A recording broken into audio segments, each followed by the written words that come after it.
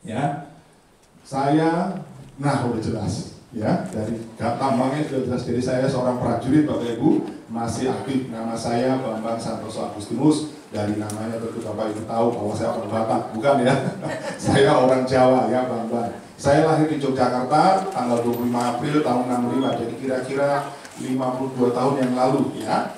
Lalu saya terakhir saya lulusan dari Akademi Militer tahun 88. Jadi saya masuk tahun 84, lulus tahun 88. Saya sekarang bertugas ada di Kota Bandung ya, dan itu langsung di bawah Bapak Kasat, tetapi posisi kantornya ada di Bandung. Saya sudah berkeluarga, istri saya namanya Esther Wiwi Dayati, kami tentu di gereja di Kebayoran Lama ya. Saya di sini juga ada satu jemaat dulu di Kebayoran Lama, Bapak Christian ya.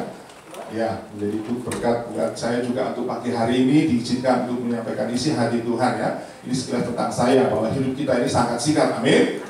Ya, Mas, kok nggak bisa? Oh ya, ini ya masih culun lagi Bu. Lalu bermetamorfosis, ini SMP, SMA. Nah, kira-kira kegiatan biasa saudara ya. Di SMA jadi ya cukup jadi model di SMA aja lah ya. Model di SMA karena semua pemuda Bapak Ibu ya, itu teman-teman saya dari waktu SMA gitu ya. Kemudian tahun 84 saya mendaftar diri ke Taruna Akademi Militer, yaitu kira-kira pada saat sebelum kami diwisuda atau lulus masuk ke dalam Taruna di tahun 84. Kemudian ini adik-adik saya, nah ini dia, saya ulangi ya, ini adik saya anak pertama dari 5 bersaudara, yang perempuan kedua, yang tengah itu nomor 3, sebelah saya nomor 4, yang paling kecil nomor 5 ya. Ini tahun terakhir saya pendidikan di Akademi Militer, dengan teman-teman masuk Dramben, Cangka Lokanata. Ini teman satu kelas saya, 15 orang, hari ini tinggal 12 karena beberapa sudah dipanggil Tuhan. Yang di tahun terakhir saya pendidikan di sana, masih kurus Bapak Bia, sekarang sudah gendut. Tahun 88 wisuda di Istana Negara. Ya, dicari cepat saja. Ini kemudian tahun 94 saya menikah, itu istri saya masih kurus-kurus. Ya, ini cucu pertama dari orang tua saya, ini bapak dan ibu saya. Yang ini bapak dan ibu mertua. Inilah keluarga saya sekarang ya, sudah gendut-gendut semua. Tuhan beri kesempatan saya untuk dapat melanjutkan pendidikan di, ya ini urusannya dengan teologi ya.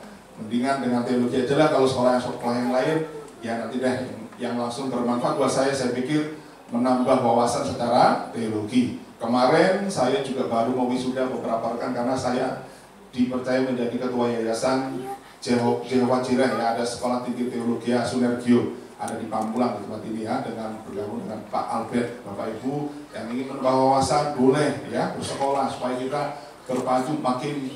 Itu bukan satu-satunya tempat belajar, tetapi itu hanya sebagai pemicu.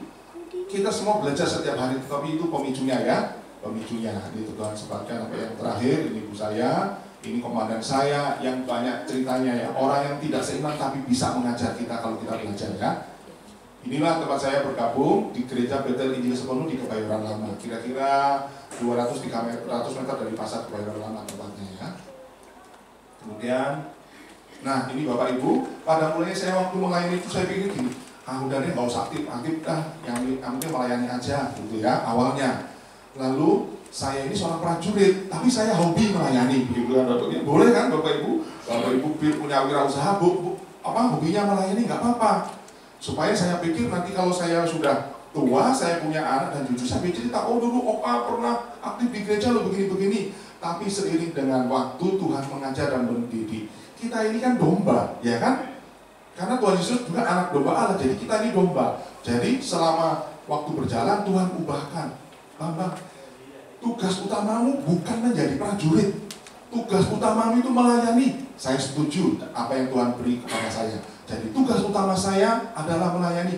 Nah kalau gitu Tuhan, saya jadi prajurit jemaat itu jadi aja, jadi hobi aja. Oh gitu. Jadi seperti ini Bapak ya, domba yang hobinya jadi prajurit ya. Kok ada yang kasih dulu di gambar saya pikir ya, domba tapi hobinya jadi prajurit itu ya. Nah saya sempat melayani juga di Papua ya, 2 tahun tinggal di sana, luar biasa indah kota Papua Bapak Ibu ya. Ini tempat tugas saya kira-kira di sana, itu kan rumah dinas saya, indah sekali. Nah ini bukan porno Bapak Ibu ya, emang begitu, orang-orang di sana pakaian yang belum dibudayakan, Mereka masih tradisional, orang-orang pegunungan pakaiannya seperti itu Bapak Ibu. Ini bukan porno Bapak Ibu. Mau itu, ini sudah mulai belajar diajarilah. Mesti pakaiannya bagus lah, kalau perempuan jangan kelihatan begitu gitu ya. Kalau di situ di tempat ini mungkin porno Bapak Ibu, tapi di sana enggak, itu maksudnya begitu ya. Nah, yang muda-muda mulai diajari pakaiannya. Tapi pakaian bawahnya masih mahal, mereka nggak punya uang kayaknya.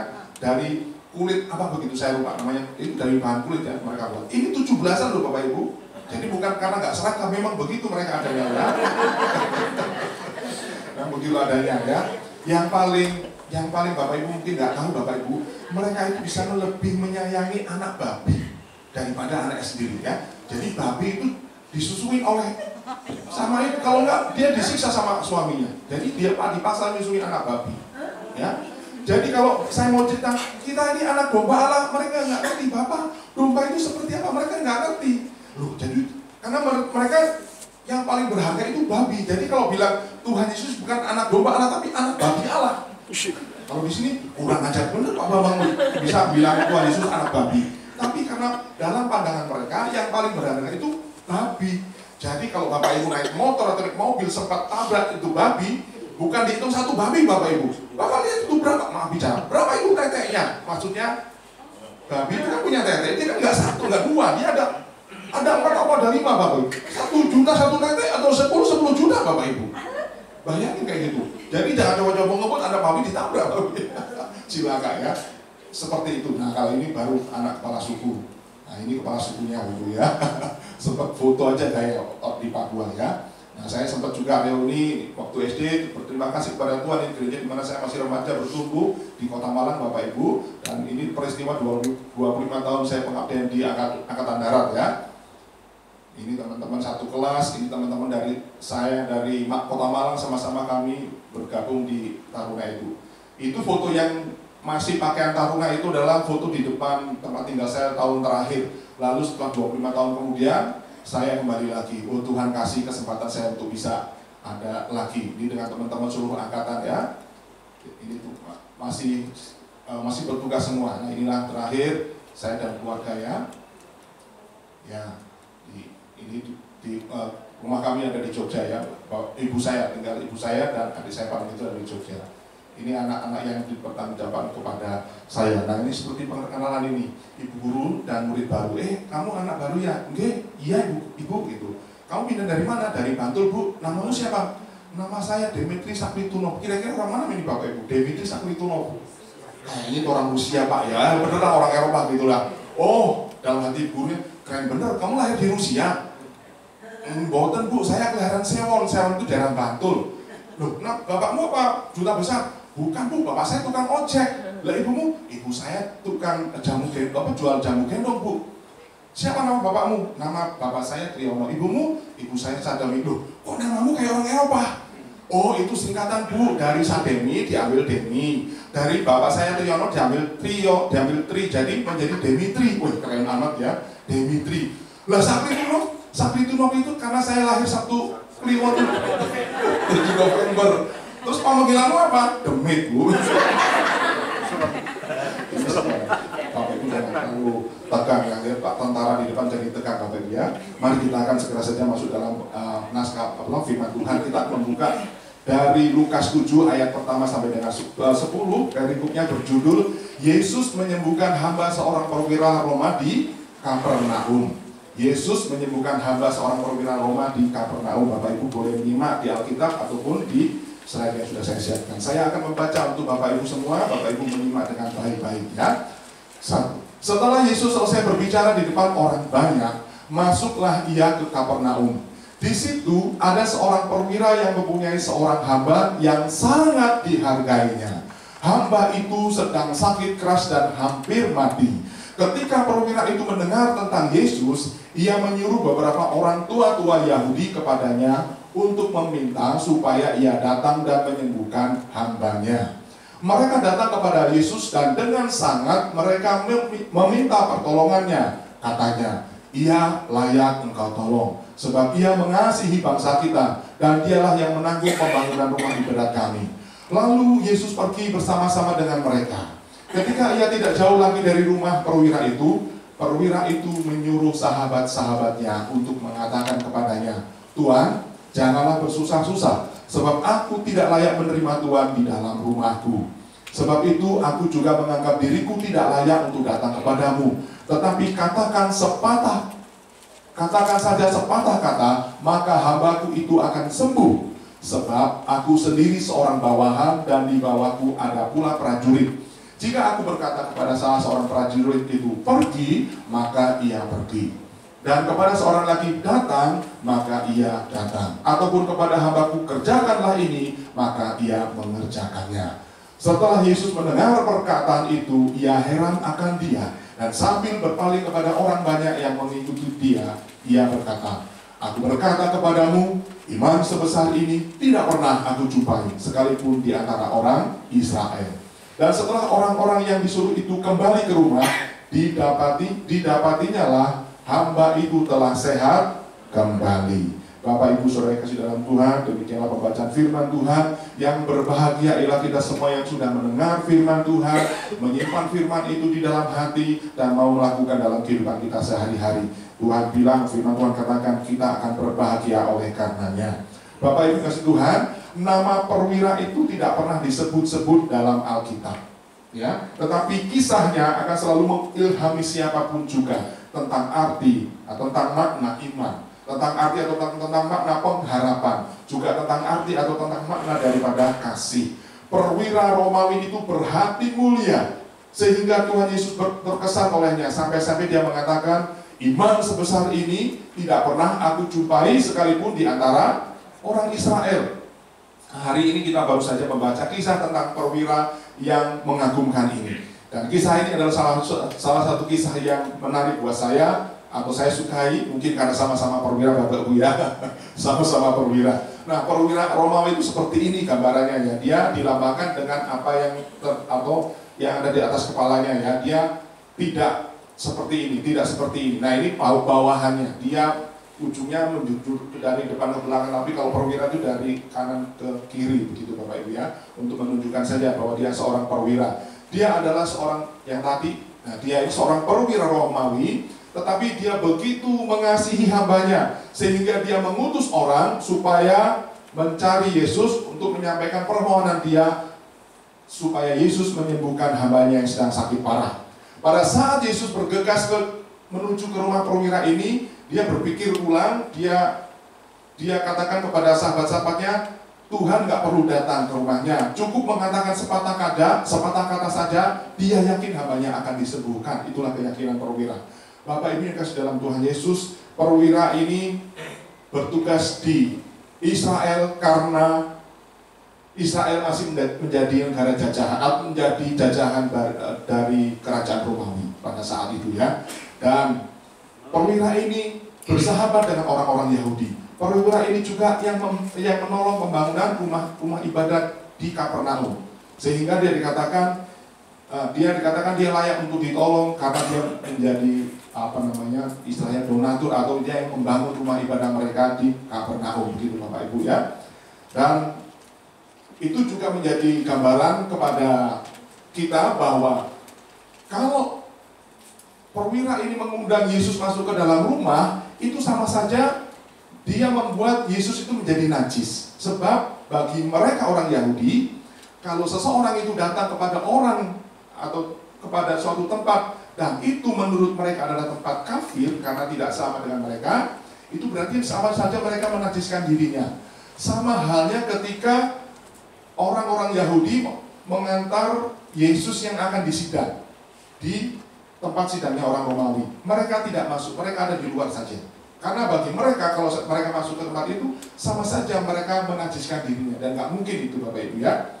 Begitu hormatnya perwira ini kepada Tuhan Yesus, sampai-sampai dia gak usah ngomong sama Tuhan Yesus deh, karena saya gak layak bagi dia. Seperti itu kan kita tadi tangkap dalam pembacaan firman Tuhan. Dan sehingga dia mengutus teman-temannya, tolong sampaikan kepada Tuhan Yesus, kepada Yesus, gak usah ke rumah saya, cukup katakan sepatah kata saja, saya yakin hamba saya akan sembuh. Nah seperti itu Bapak Ibu ya. Semua kejadian itu ada di kota yang namanya Kapernaum.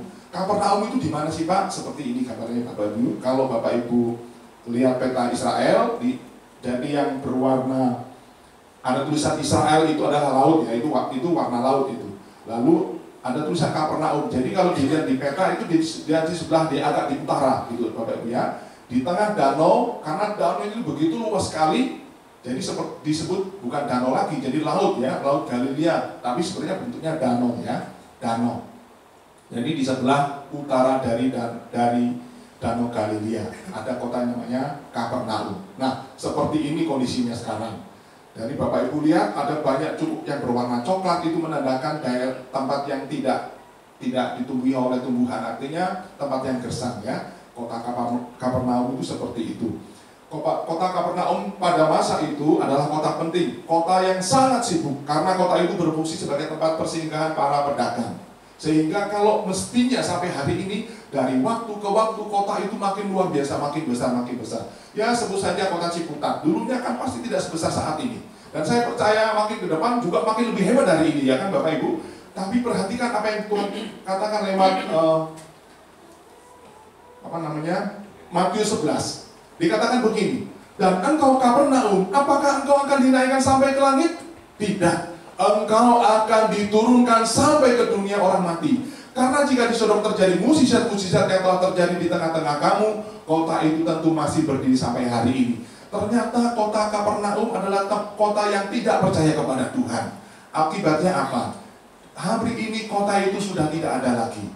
Kotanya sudah menjadi gersang, sudah tidak saya lihat ya, seperti ini kotanya ya. The town of Jesus. Bapak Ibu sudah pergi ke Israel? Bapak Ibu sudah pergi ke Israel? Ada yang sudah pergi? Puji Tuhan Pak, malah sudah. Jangan berpikir Pak, biayanya besar. Jangan pikirkan ongkosnya, itu urusannya Tuhan. Yang penting Bapak Ibu minta sama Tuhan, kalau Tuhan kasih, ongkosnya mau urusan Tuhan kan Bapak Ibu. Bisa dikasih ongkos, bisa dikasih tiket. Mendingan dikasih tiket bukan? Ya, jadi minta sama Tuhan ya, jangan minta sama saya nggak punya duit. Ini kotanya seperti ini Bapak Ibu ya. Aduh, lihat gersang Bapak Ibu ya, lihat itu. Itu kota yang tempat ini adalah tempat, salah satu tempat waktu Tuhan Yesus masih hidup. Tuhan Yesus pernah tinggal di kota itu, di tempat itu. Nah sekarang dibangun tempat yang cukup megah. Kotanya tidak ada lagi Bapak Ibu, sepi, tidak ada manusia yang menghuni kota ini kan, karena ketidakpercayaan mereka Bapak Ibu. Dan pada masa lalu itu ya, artinya banyak orang, ada tempat yang cukup sibuk di tempat itu. Karena Roma menguasai termasuk di Kapernaum, maka diutuslah seorang perwira untuk mengawasi daerah tempat tanggung jawab dia. Dan perwira itu yang kita ketahui pasti orang baru, ya kan Bapak Ibu? Dia pendatang baru, segala sesuatunya baru. Dan saya yakin staf di rumahnya, pembantunya atau hambanya juga bukan dari Roma, pasti di daerah sekitar itu. Jadi dia juga orang baru di situ. Sekalipun dia orang baru, tetapi perwira ini orang yang baik, walaupun dia tidak mengenal kebenaran. Orang baik belum tentu benar, tetapi orang benar pasti orang yang baik. Kalau saya tanya Bapak Ibu, orang benar atau orang baik? Orang benar. Kalau orang benar pasti orang baik. Yakin Bapak Ibu, Anda orang baik. Coba lihat bersama, katakan Anda orang baik, ya, Anda orang baik. Karena Anda orang benar. Amin Bapak Ibu. Hal yang pasti, orang benar pasti orang yang baik. Nah, aplikasinya banyak orang yang baik Bapak Ibu. Bahkan kebaikannya mungkin saja melebihi saudara dan saya. Contoh saya sebut guru Buddha ya. Kalau dia ada nyamuk hinggap di tangannya, kalau kita ada nyamuk langsung aja dibunuh. Tapi karena guru Buddha, jangan dibunuh, karena itu menyakiti makhluk yang lain, kata dia. Ya saudara, kalau kita, nyamuk, bunuh aja, gitu saudara ya.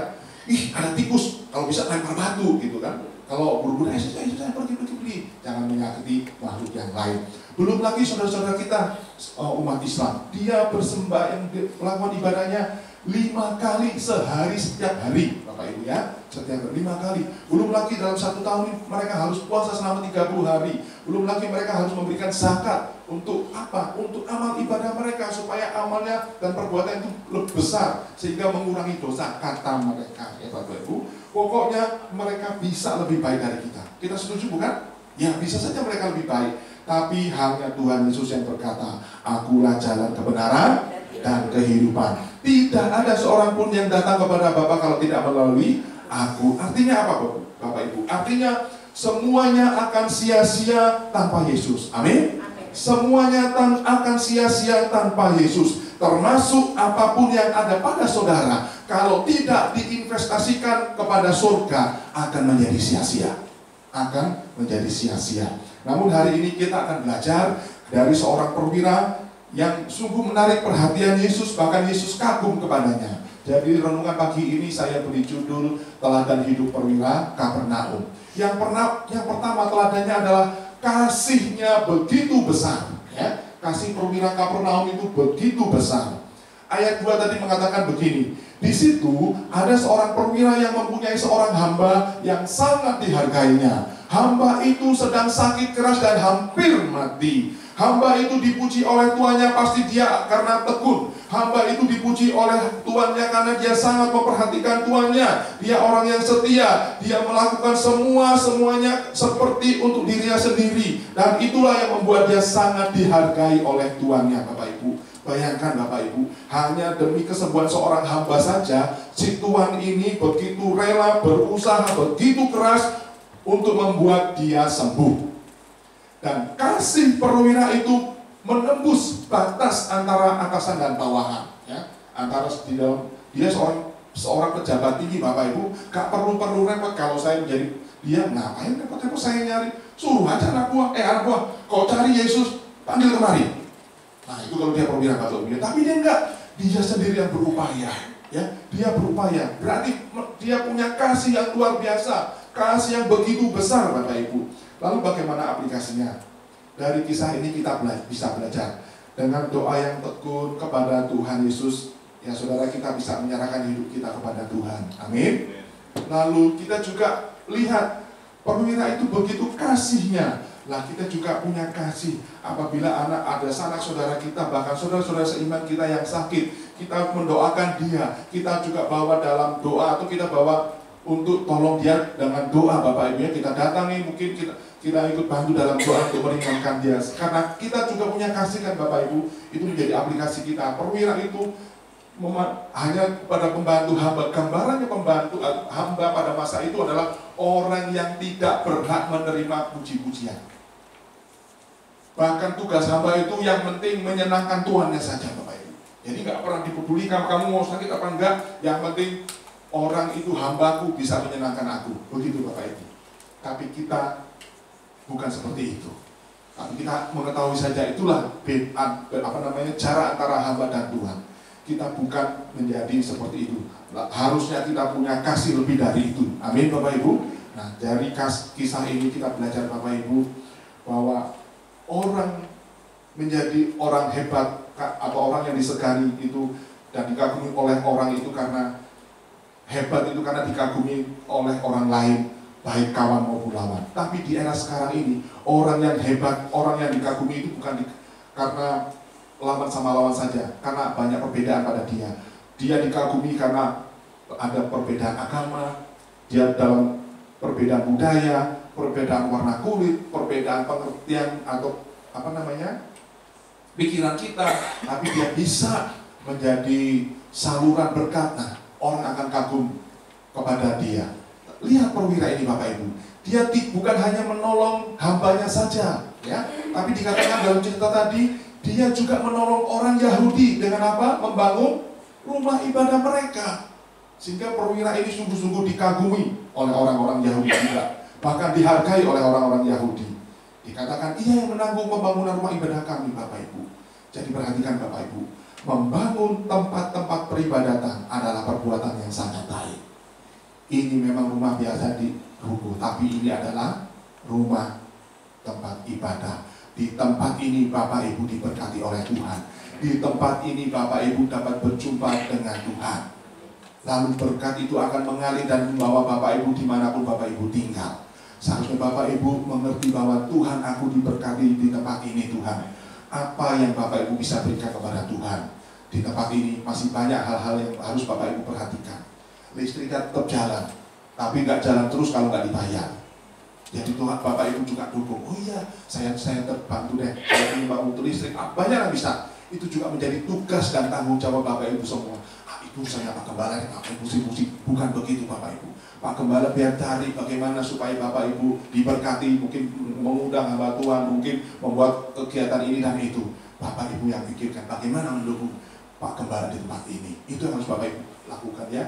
Membangun tempat-tempat peribadatan Allah, perbuatan yang sangat baik. Ini adalah contoh yang baik dari kasih Tuhan kepada umatnya.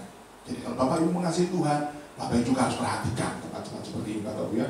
Bukan jangan diam aja, yang saya sudah menikmati berkat Tuhan, saya diberkati, tabungan saya makin bertambah. Tapi Bapak Ibu gak ingat Tuhan. Nah, ingat Tuhannya, tempat ibadah ini juga harus Bapak Ibu pikirkan. Bapak Ibu yang kasih Tuhan, Bapak Ibu tahu siapa, agama apa yang boleh memberikan seorang boleh menikah lebih dari satu? Nah, pasti tahu semua. Iya Pak, jelas Islam. Pasti orang Islam karena ada izinnya. Tapi Bapak Ibu tahu nggak bahwa orang Kristen juga punya istri lebih dari satu? Bapak Ibu tahu nggak? Ada yang pernah tahu? Nggak ada ya? Sesungguhnya saya ingin beri ilustrasi Bapak Ibu, orang Kristen pun bisa punya istri lebih dari satu Bapak Ibu ya. Ini satu ilustrasi gambaran saja. Ini seorang Kristen punya istri lebih dari satu. Istri yang pertama disebut saja istri yang paling tua. Ya, biasanya istri paling tua biasa saja. Bahkan saking biasanya, biasa jadi artinya biasanya juga tidak diperhatikan. Kalau digambar kira-kira kemungkinan kalau setuju pasti ini yang paling tua ya kan? Kayaknya paling sederhana gitu Bapak Ibu ya, dari gambar saja. Jadi istri pertama itu biasa saja dan biasanya tidak diperhatikan. Lalu istri yang kedua agak cakep dikit. Nah, kira-kira sebelahnya istri kedua ya, agak cakep dikit, jadi agak sedikit diperhatikan oleh orang Kristen ini Bapak Ibu ya. Lalu istri yang ketiga saya pakai baju merah yang kira-kira pakai ini ya, itu istri ketiga lumayan cakep, jadi lumayan diperhatikannya juga gitu Bapak Ibu. Dan terakhir istri yang keempat ya kan, istri yang paling cakep, paling diperhatikan, disanjung-sanjung, bahkan diutamakan Bapak Ibu. Waktu berjalan terus tanpa terasa Tuhan mau panggil si suami, si kepala keluarga. Waktunya akan meninggalkan dunia. Lalu dipanggil keempat istrinya. Istri yang pertama, yang dipanggil yang paling cakep dulu, yang paling muda dulu. Istriku, kamu istri yang terakhir memang, tapi kamu paling cakep, paling aku perhatikan, paling aku utamakan. Sebentar lagi saya akan meninggal. Dari penyakit ini saya sudah tahu bapak, ayah atau papa akan meninggal. Saya mau bertanya kepadamu, maukah kamu ikut menemani aku ke alam kubur? Lalu pasti jawabannya kita tahu dua, aduh maaf Pak, maaf Mas, atau maaf Papa, maaf Hani, maaf Darling, mungkin begitu ya. Cukup sampai di sini saja deh, saya ikut dengan kamu. Tentu jawaban itu tidak menyenangkan, ya diam saja. Lalu dipanggil juga istri yang ketiga, istriku, engkau istriku yang ketiga. Engkau agak cakepan, jadi aku agak perhatian kepada kamu. Aku sudah bertanya kepada istriku yang keempat, sekarang pertanyaan juga aku ajukan kepadamu. Maukah kamu ikut menemaniku ke alam kubur? Jawabannya, aduh maaf, saya akan mengantar kamu saja deh ke kamar mayat, paling jauh ke kamar duka dah kalau gitu. Ya diam saja suaminya. Lalu dipanggil juga istri yang kedua, istriku, engkau istriku yang kedua. Aku sudah bertanya kepada yang lain, sekarang aku bertanya kepadamu. Pertanyaan juga sama, maukah kamu ikut menemani aku ke alam kubur? Baik, saya akan menemanimu, tapi hanya sampai di liang kubur. Setelah kamu dikubur, saya akan pergi. Si suami sungguh kecewa mendengar semua itu, tetapi ini adalah realita Bapak Ibu, suatu kehidupan menjelang kematian. Gak ada yang mau kan? Lalu dipanggil juga istri yang pertama. Istriku, engkau istriku yang pertama. Saya sudah bertanya kepada yang lain-lain. Pertanyaan juga sama kepadamu. Maukah kamu mengikuti atau menemani ke alam kubur? Lalu dia menjawab jawaban dari istri pertama. Saya akan menemani kemanapun kamu pergi, dan saya akan selalu mendampingimu, kata dia. Wow, jawabannya luar biasa. Apa kisah-kisah pesan dari kisah ini Bapak Ibu? Mau tahu Bapak Ibu siapa istri pertama sampai dan keempat itu? Istri yang keempat yang sangat diperhatikan, siapakah dia? Dia adalah harta dan kekayaan kita. Dia begitu kita ingini, tetapi dia akan meninggalkan jasad kita saat kita meninggal. Kadang-kadang kepala kita jadi kaki kita jadi kepala karena kita mengingini harta itu. Saya ingin hari ini punya berkat luar biasa. Saya sampai lupa Tuhan, lupa segalanya karena begitu kita perhatikan. Ya, begitu kita perhatikan kita lupa semuanya. Semuanya hanya untuk cari harta dan kekayaan. Begitu kita inginkan. Tapi ketika kita dipanggil Tuhan, semua dia akan meninggalkan kita. Yang kedua, istri yang ketiga cukup diperhatikan siapa dia. Dia adalah teman-teman kita. Mereka memang akan mengantar kita hanya sampai tempat spot persemayaman. Mungkin karena siang toh, habis itu dia mau kuliner, habis itu dia mau ke mall, habis itu mau kemana. Bapak Ibu ya, segera dia melupakan kita. Siapakah istri yang kedua? Yang tadi agak diperhatikan. Dia adalah keluarga, dia adalah family, dia adalah saudara, dia itu teman-teman kita, teman-teman dekat dengan kita. Mereka akan mengantar kita sampai di kuburan, dan setelah meninggalkan kita, dan akan meninggalkan kita setelah mayat kita dimasukkan ke dalam liang kubur dan ditutup dengan tanah, lalu mereka tinggalkan kita. Keluarga kita, famili kita akan kembali ke kehidupan masing-masing. Lalu siapa istri yang pertama? Biasa saja, bahkan biasanya tidak diperhatikan. Dia adalah tindakan dan perbuatan kita selama kita hidup di dunia. Kadang-kadang kita nggak perhatikan tindakan kita. Seringkali kita tidak perhatikan perbuatan-perbuatan kita. Apakah itu menyakiti hati Tuhan? Apakah itu menyenangkan hati Tuhan? Tapi dikatakan apa yang ditabur orang itu yang akan dituainya. Maka dari itu Bapak Ibu, saya punya kesimpulan pertama, miliki hidup yang bermakna, yang memberi makna dimanapun Bapak Ibu tinggal dan berada. Sebab ketika engkau melakukan perbuatan baik itu akan menyertai saudara sampai di selama-lamanya Bapak Ibu. Tapi ketika perbuatan baik itu, atau Anda tidak melakukan perbuatan baik, yang terjadi adalah perbuatan yang tidak baik. Perbuatan tidak baik pun akan saudara bawa kemana-mana. Saya pernah mendengar satu kesaksian tentang orang yang dipanggil oleh Tuhan. Jadi perbuatan baik sekecil apapun di dunia ini ternyata dihargai luar biasa di surga sana. Satu contoh, saudara memberi hamba Tuhan yang melayani air minum saja, saudara. Nggak usah mijit-mijit, nggak usah memberi air minum saja, saudara. Tuhan mencatatnya di firman Tuhan dikatakan itu akan dihargai luar biasa. Jadi seorang pemuda waktu dipanggil Tuhan, rohnya, dia katakan perbuatan baik yang sekecil apapun di dunia ini yang sepertinya tidak diperhatikan, biasanya tidak diperhatikan, itu ternyata di surga menjadi sesuatu yang luar biasa di dalam Tuhan. Amin Bapak Ibu. Jadi mulai sekarang miliki hidup yang memberi makna di mana saudara tinggal dan berada. Saudara mungkin tak pikir saudara menolong orang yang tidak seiman, jangan pikirkan itu. Lakukan bahwa semuanya harus seperti kepada Tuhan. Pasti berkat kepada saudara makin luar biasa. Ya saudara, mari saudara lakukan dengan sungguh-sungguh supaya hidup dan tanggung jawab kita makin hari makin bertambah. Lalu yang kedua apa? Kenapa Tuhan begitu memperhatikan perwira ini dan perwira ini dikagumi oleh Tuhan Yesus? Karena yang kedua, dia memiliki harapannya yang teguh. Firman-Nya ayat 7 katakan begini. Sebab itu, aku juga menganggap diriku tidak layak untuk datang kepadamu, kata dia. Melihat hambanya yang berada dalam sakratul maut itu Bapak Ibu, perwira ini, perwira Kapernaum ini dia tidak berputus asa. Tetapi dia berharap bahwa hambanya akan sembuh melalui mukjizat yang akan dibuat oleh Tuhan Yesus. Karena itu dia berupaya mencari-cari Tuhan dengan sungguh-sungguh Bapak Ibu ya. Mencari Tuhan dengan sungguh-sungguh. Siapapun juga Bapak Ibu, kalau dimanusiakan itu akan senang, termasuk saudara dan saya. Seperti perwira ini memanusiakan hambanya. Jadi dia tidak pandang dia dalam statusnya seorang hamba, seorang rendahan, seorang yang tidak dipandang, tapi dianggap orang yang berharga. Pasti kita senang kalau diperlakukan seperti itu. Siapapun juga Bapak Ibu. Artinya apa Bapak? Artinya berarti perwira ini menghargai orang lain yang berada di bawahnya.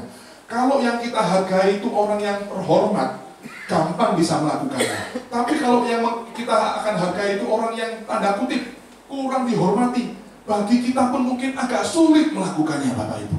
Tapi Bapak Ibu harus melakukannya. Jadi carilah cara supaya Bapak Ibu jangan seperti orang yang tidak menghargai orang lain. Saya dalam kesaksian juga saya bisa bilang begini Bapak Ibu. Bapak Ibu bisa cek kalau namanya pejabat, kejelekan apapun juga yang tahu siapa.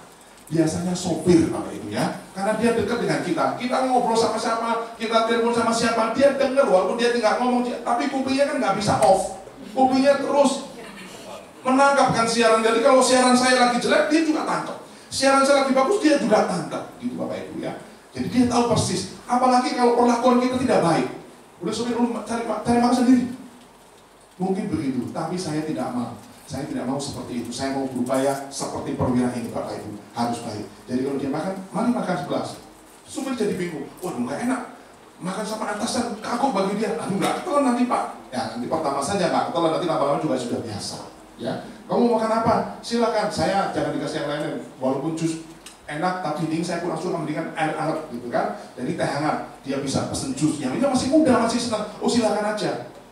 Jadi saya pikir, bedanya berapa sih? Jus paling 25-30, ya teh sekarang 5.000, ya beda 20.000 nggak apa-apa. Kan dia yang melek terus, saya tidur, kan begitu. Nggak apa-apa Bapak Ibu. Jadi supir tahu persis apa yang kita lakukan dan dia bisa ngomong, oh pimpinan saya baik orangnya. Nah itu keluar puji-pujian itu, karena apa? Itu akan menyenangkan hati Bapak kan. Berarti kan ada Yesus dalam hati saya. Coba, aduh kapan saya ini Bapak ini pindah? Saya udah nggak betah lah ini Bapak ini. Nah itu lain lagi ceritanya Bapak Ibu ya. Lain ceritanya. Tapi kalau aku saya senang sekali punya saya baik. Nah berarti Tuhan yang dimuliakan bukan saya Bapak Ibu ya. Jadi artinya menghargai. Kalau gitu apa arti menghargai orang lain? Yang pertama berarti menerima orang lain itu apa adanya. Memperlakukan orang lain secara baik dan benar. Tidak merusak atau mencuri harta atau milik orang lain. Memposisikan orang lain itu sama pentingnya dengan kita, bahkan dia lebih utama dari kita, kata firman Tuhan. Itu artinya menghargai orang lain. Lalu mengapa kita harus menghargai orang lain, Pak? Karena apa? Karena kita sama-sama ciptaan Tuhan. Kata kita sama kedudukannya di dalam Tuhan dan di dalam hukum. Bahwa manusia itu makhluk yang mulia, sangat berharga. Manusia itu makhluk sosial yang saling membutuhkan. Jadi kita harus menghargai orang lain, Bapak Ibu ya. Lalu ketiga, tujuannya menghargai itu apa?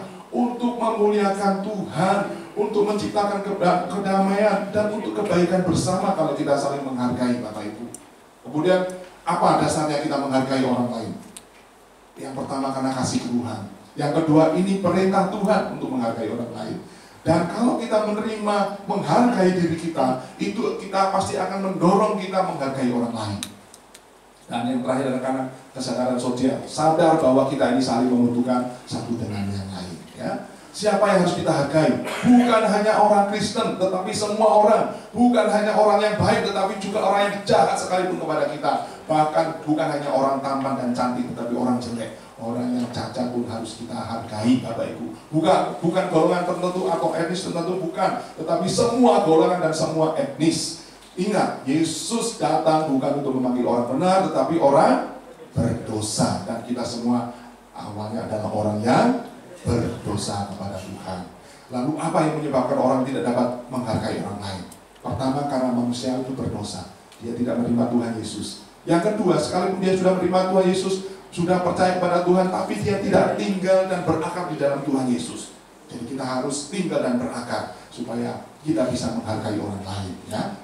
Ada ayat-ayat firman-Nya Bapak Ibu, nanti catatannya di sini, silakan dibuka lagi Bapak Ibu ya. Jadi kesimpulan yang kedua, mari kita belajar memanusiakan manusia ya, menganggap orang lain itu manusia yang sama derajatnya dengan kita. Pesan yang kedua seperti itu Bapak Ibu ya.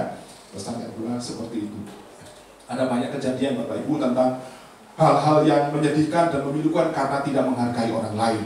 Bapak Ibu pernah mendengar seorang pemuda bisa membunuh satu keluarga, tuan, majikannya, dan anak-anaknya karena dia sakit hati sudah dipecat dari pekerjaannya. Ya tentu alasannya karena si orang ini tidak baik ya Bapak Ibu. Lalu Bapak Ibu mungkin juga pernah mendengar kisah seseorang membunuh anak-anak SD. Ada 27 korban di Amerika waktu itu. Saya mendengar kira-kira berapa tahun yang lalu Bapak Ibu.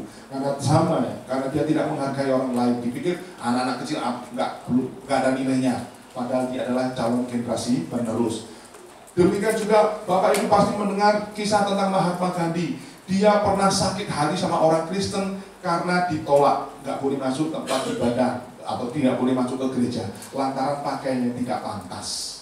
Menurut orang-orang pada masa itu kan dijajah orang Inggris, kurang lebih orang Inggris lah itu berarti ya, yang menolak Mahatma Gandhi masuk ke gereja. Seperti itu Bapak Ibu, sungguh menyedihkan kalau kita tidak menghargai orang lain. Ya, menghargai orang lain berarti memperlakukan orang lain secara baik dan benar menurut perkataan maupun perbuatan kita. Menghargai orang lain itu adalah wujud ketaatan kita kepada Tuhan. Jadi siapapun yang tidak mampu menghargai orang lain berarti dia orang yang orang pendusta. berarti dia orang yang munafik. Berarti dia tidak takut akan Tuhan, Bapak Ibu, kalau tidak menghargai orang lain. Perwira itu mengutus beberapa orang tua-tua Yahudi kepada Tuhan untuk menyampaikan masalah dan meminta dia datang. Ini adalah cara berpikir yang bagus, karena jangan sampai dia menyakiti hati Tuhan. Kan alasannya nggak boleh datang kepada orang yang bukan Yahudi, Bapak Ibu ya. Udah jangan datang deh. Dia begitu menghargai Tuhan Yesus. Jangan datang deh, nanti saya ngerepotin kamu, kurang lebih gitulah bahasa kita ya. Udah ucapkan sepatah kata saja, saya percaya dia akan sembuh, Bapak. Ya, kurang lebih alasannya dia seperti itu. Nah, bagian yang ketiga, kenapa Tuhan Yesus begitu kagum kepada perwira ini? Yang pertama tadi apa, Bapak Ibu? Karena kasihnya begitu besar. Yang kedua, karena perwira ini memiliki harapan yang teguh untuk menolong hambanya ini. Dan yang ketiga, karena iman yang begitu kuat sehingga Tuhan terkesan kepadanya.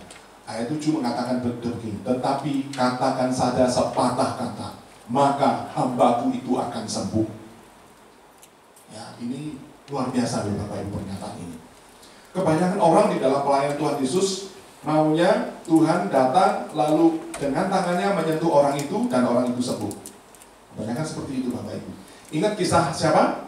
Naaman, 2 Raja-Raja 5. Naaman sakit kusta, ya kan saudara? Lalu dia datang kepada Nabi Tuhan. Di Israel ada Nabi Tuhan, lalu dia datang. Dia seorang pejabat, seorang petinggi militer pada saat itu. Ya. Dan dia datang kepada Nabi Tuhan. Dia berpikir Nabi itu akan datang menjumpai dia, lalu akan menggerak-gerakkan tangannya di tempat di mana dia sakit, dan Tuhan menyembuhkan. Itu yang dia pikirkan. Tetapi ternyata bukan itu yang dia dapatkan. Suruh aja dia berendam di sungai. Padahal sungainya itu sungai yang kotor sekali, ya kan? Nah, seperti itu Bapak Ibu ya.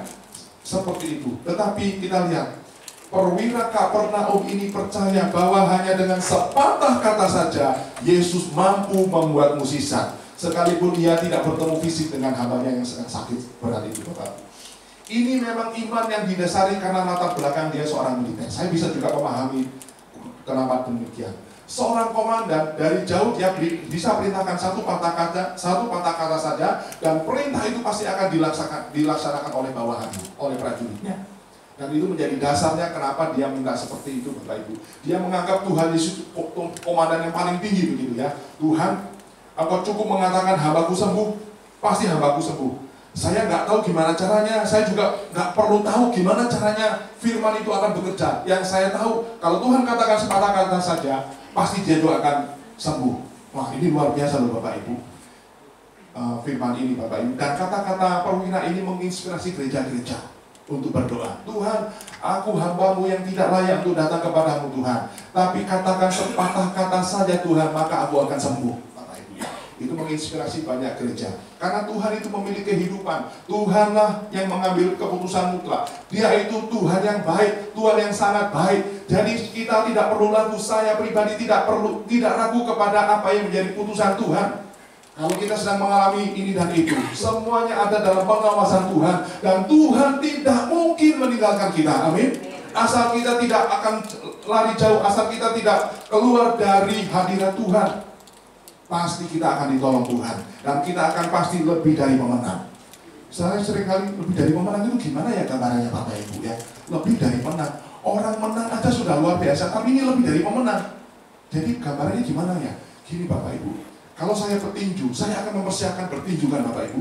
Bertinju kan pasti ada taruhannya kan, kurang lebih gitulah taruhannya. Ada sesuatu yang diperebutkan.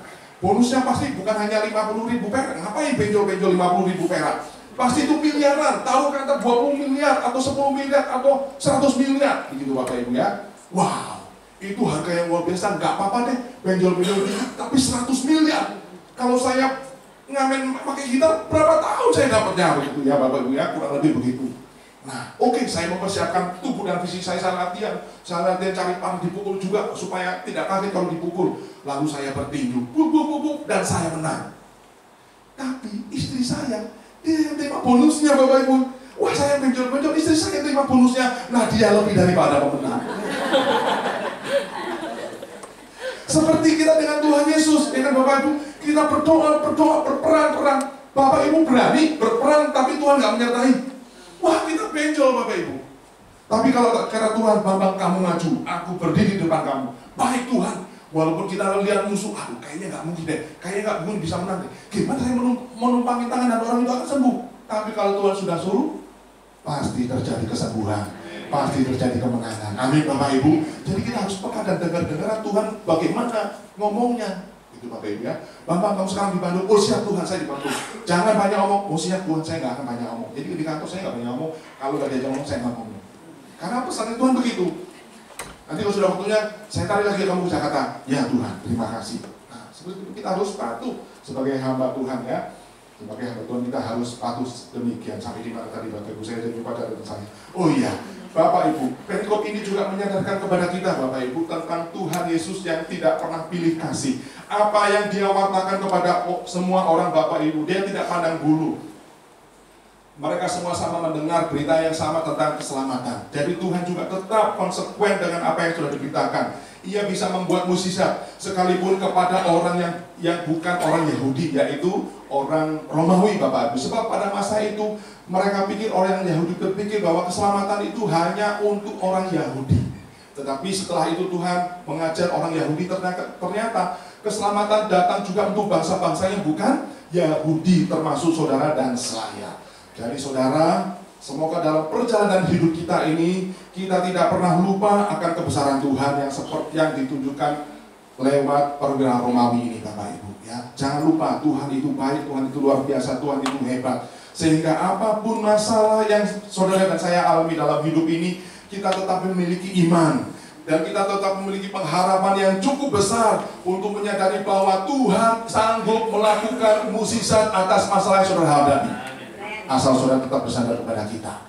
Semoga kita juga dimampukan untuk bisa mengasihi orang lain, saudaraku, yang tidak seiman dengan kita, yang banyak sekali perbedaannya dengan kita. Yang kita tahu bahwa Tuhan sudah mengasihi saya akan mengasihi engkau. Kebetulan juga orang itu mungkin ada di sekitar saudara, ya kan saudara? Mungkin staf dalam rumah tangga saudara, mungkin apapun juga, mungkin tetangga saudara, mungkin rekan dalam di tempat kerja saudara ya. Mari kasihi mereka. Saya ada ilustrasi bagus tentang kasih ini Bapak Ibu, tentang kasih ibu sepanjang masa. Satu kisah tentang seorang anak dan orang tuanya ya ibunya yang bertengkar, selisih paham. Lalu mungkin ibunya kesel, udah kamu pergi aja Bu, jangan pulang. Mungkin keselnya ya. Lalu anak itu juga sedikit hati, dia keluar aja jalan kemana saja. Dia baru sadar kalau nggak punya uang. Waduh, udah lapar.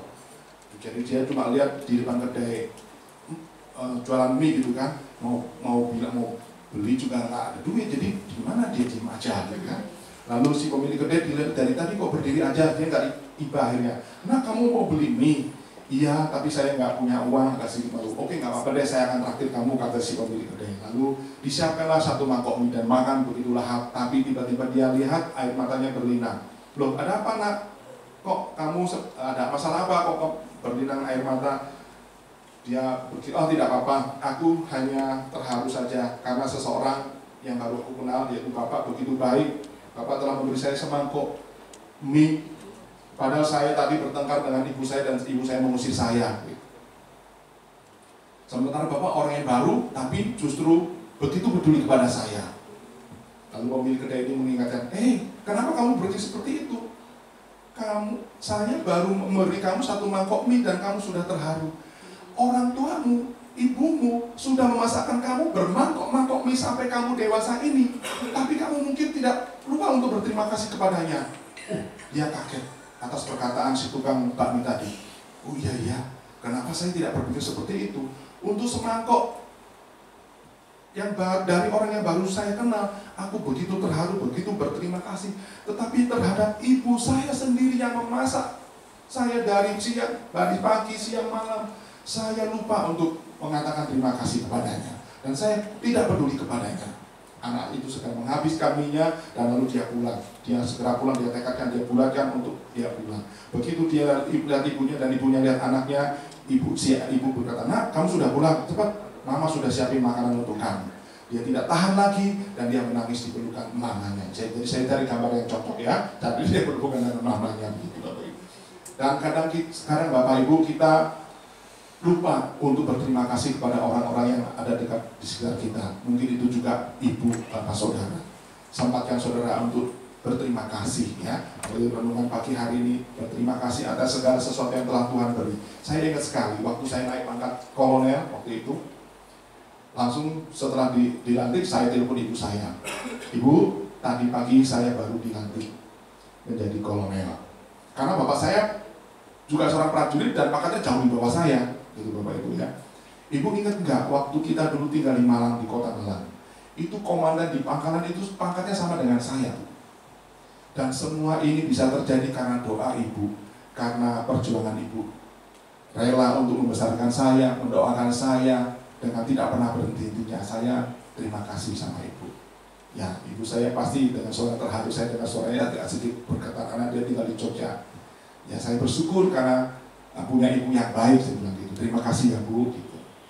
Harus keluar dari bibir lidah saudara, lidah bibir saudara. Saudara sendiri mendengar perkataan saudara dan orang lain yaitu orang tua saudara mendengar apa yang kau nyatakan. Saudara harus tahu dengan hanya terima kasih, dia kan tahu saya terima kasih, tidak. Saudara harus keluarkan lewat bibir saudara, terima kasih ya ma, karena kebaikan mama, terima kasih aku seperti ini karena mama, ya, karena ibu. Saudara harus lakukan itu, karena itu juga akan membangkitkan gairah ibu saudara bahwa saya tidak sia-sia membesarkan kamu nak. Aku ingat perjuangan bagaimana aku sampai tidak punya kalung, tidak punya cincin karena menyekolahkan kamu. Aku rela bersusah payah, capek-capek untuk membesarkan kamu. Ternyata kamu menjadi orang yang tidak lupa kepadaku. Hanya itu yang diinginkan seorang mama, Bapak Ibu. Tidak lupa atas apa yang dia pernah lakukan. Saudara mungkin lupa untuk memberkati dia. Hari ini belajar memberkati dia. Tadi ada gambar satu komandan yang saya tunjukkan kepada saya. Memang saya cantumkan apa hubungannya. Saya teringat sekali Bapak Ibu. Satu, saya pikir komandan saya itu waktu saya masuk di terakhir tadi saudara, galak banget saudara. Sampai saya nggak tahan, aduh Tuhan, nggak salah nih Tuhan ketemu orang kayak begini. Galaknya Tuhan, aduh. Sampai saya rasanya stres saudara. Saya kalau mau ke ruangannya dia, saya mau ngetok pintunya sedikit bergemetar lalu. Nanti diomelin apalagi, aduh, hampir nggak tahan. Cuma hati saya bertahan begini, nggak mungkin Tuhan melakukan sesuatu kebetulan atau istilahnya asal-asalan saja. Pasti ada pesan khusus dan ingin Tuhan sampaikan kepada saya, gitu saudaraku. Dan saya terus menikmati apa maksud Tuhan sampai suatu saat. Karena dia kalau ngomong kebun binatang gampang banget saudara. Saya kan hamba Tuhan, nggak mungkin saya bicara yang kalau cuma monyet gitu saya nggak ada masalah kan saudara. Tapi kalau itu disampaikan dengan sedikit penekanan dan sedikit monyet kamu kan nggak enak gitu Bapak Ibu. Tapi bagi dia nyaman-nyaman aja. Jadi saya pikir saya lebih rohani dari dia. Satu saat Tuhan bukakan. Waktu itu menjelang Lebaran dan dia cerita, Bang, kan itu sudah hubungannya sudah cukup baik Bapak Ibu ya. Saya sering dipanggil, sering sharing, dia sering unek-unek kepada saya. Jadi saya mendengarkan. Bang, saya pernah suatu saat, Bang, saya ingin beli mobil. Komandan ini rumahnya di Cikampek. Ya. Saya ingin beli mobil, saya nabung uang, belum cukup Bang. Jadi saya ya naik angkot saja berangkat pulang Lebaran ke orang tua saya. Waktu saya sampai di sana, papa saya bilang gini, nama komandan saya itu Pak Taufik. Fik, papa mau ganti mobil. Jadi Bang, papa saya itu punya mobil dan pingin ganti. Jadi saya terus kemana? Ya udah, beli ganti aja Pak. Uangnya ada. Uang saya yang tadinya mau saya belikan, saya kasih semuanya. Di situ saya nangis, saya merasa dipermalukan sama Tuhan. Dia sih nggak ngomong apa-apa, dia nggak tahu, dia santainya ngomong Bapak Ibu. Tapi hati saya sangat terpukul sekali. Aduh Tuhan, saya nggak nyaman Tuhan, saya minta ampun Tuhan. Tiba-tiba semua tergambar. Orang tua seperti saya dan apa yang bisa saya lakukan terhadap orang tua saya. Saya belum menghormati seperti dia menghormati orang tuanya. Bapak Ibu bisa, Bapak Ibu pengen punya mobil sudah mengharap-harapkan punya uang. Mengumpulkan mungkin lagi separuh, mungkin tinggal seperempat lagi mau beli, taruh kata itu harga mobil 2 juta. Baru punya 1 juta atau 1,5 juta, kurang 500 sedikit. Saya tunggu deh 500 sedikit dah, 500 tiba-tiba bapak orang panggil, Pak mau ganti. Udah apa ini uangnya, saya kasih semuanya. Bisa Bapak Ibu. Saya jujur aja pada saat itu nggak mungkin saya bisa. Jadi saya malu sekali. Tuhan saya malu banget, Tuhan saya nggak. Orang diri aja, nggak merasa dia mempermalukan saya. Tapi hati saya terpukul. Tuhan, saya tidak memperlakukan dan saya kurang menghormati orang tua seperti dia menghormati orang tuanya. Saya orang yang diberkati Tuhan, saya telah diberikan keselamatan, tapi saya lupa orang tua saya. Hari itu untung ada tamu saudaraku, jadi saya nggak nangis di depan dia. Ada tamu, saya turun ke bawah, saya telepon ibu saya. Saya tanya, Ibu, itu kira-kira kalau orang pegawai negeri kan ada tanggal tua, tanggal muda, kan Bu ya? Jadi kalau sekarang udah tanggal 2 tanggal muda, artinya baru terima duit gaji. Tapi kalau tanggal 27, 24, nah itu tanggal tua. Duitnya udah hampir habis, kurang lebih gitu Bapak Ibu ya. Saya telepon orang tua saya, ibu ada duit. Ini dia pegang, enggak apa? Enggak, di Jogja mah murah, 1.000 di sini juga dapat pecel bisa kok. Enggak, ibu ada duit, duitnya berapa? Enggak pernah ngaku. Sampai akhirnya udah sekarang gini ibu ambil dompet, ibu lihat itu duitnya di dompet ada berapa, saya mau tahu. Dia nggak bisa lagi menghindarkan, dia sebutkan angkanya. Saya menangis waktu itu, saya nggak tahan. Malu Tuhan, saya ampun Tuhan, saya malu Tuhan. Saya seorang pejabat di situ, di tas saya selalu paling tidak saya standby kan paling tidak 15 juta. Kalau komandan perintah ini dan itu, daripada saya mesti ke bank kan, mendingan saya kalau lebih dari itu baru pergi ke bank. Itu juga uang dinas dan uang kantor. Tapi pasti ada uang lebih lah Bapak Ibu, karena ini menjadi tanggung jawab saya. Kalau urusan kantor beres, ya itu sebagian harus saya pertanggungjawabkan juga. Tapi artinya tidak saya habis-habisin lalu kantor nggak saya urusin gitu Bapak Ibu. Tapi paling tidak menyisihkan 1 juta saja kan mestinya bisa Bapak Ibu. Tapi hal itu nggak pernah saya lakukan. Saya minta ampun Tuhan, saya minta ampun Tuhan, saya nggak mau diperlakukan seperti ini Tuhan. Saya mau memberkati orang tua saya. Baik Ibu, sekarang Ibu saya bilang, Ibu saya minta nomor rekening Ibu deh gitu.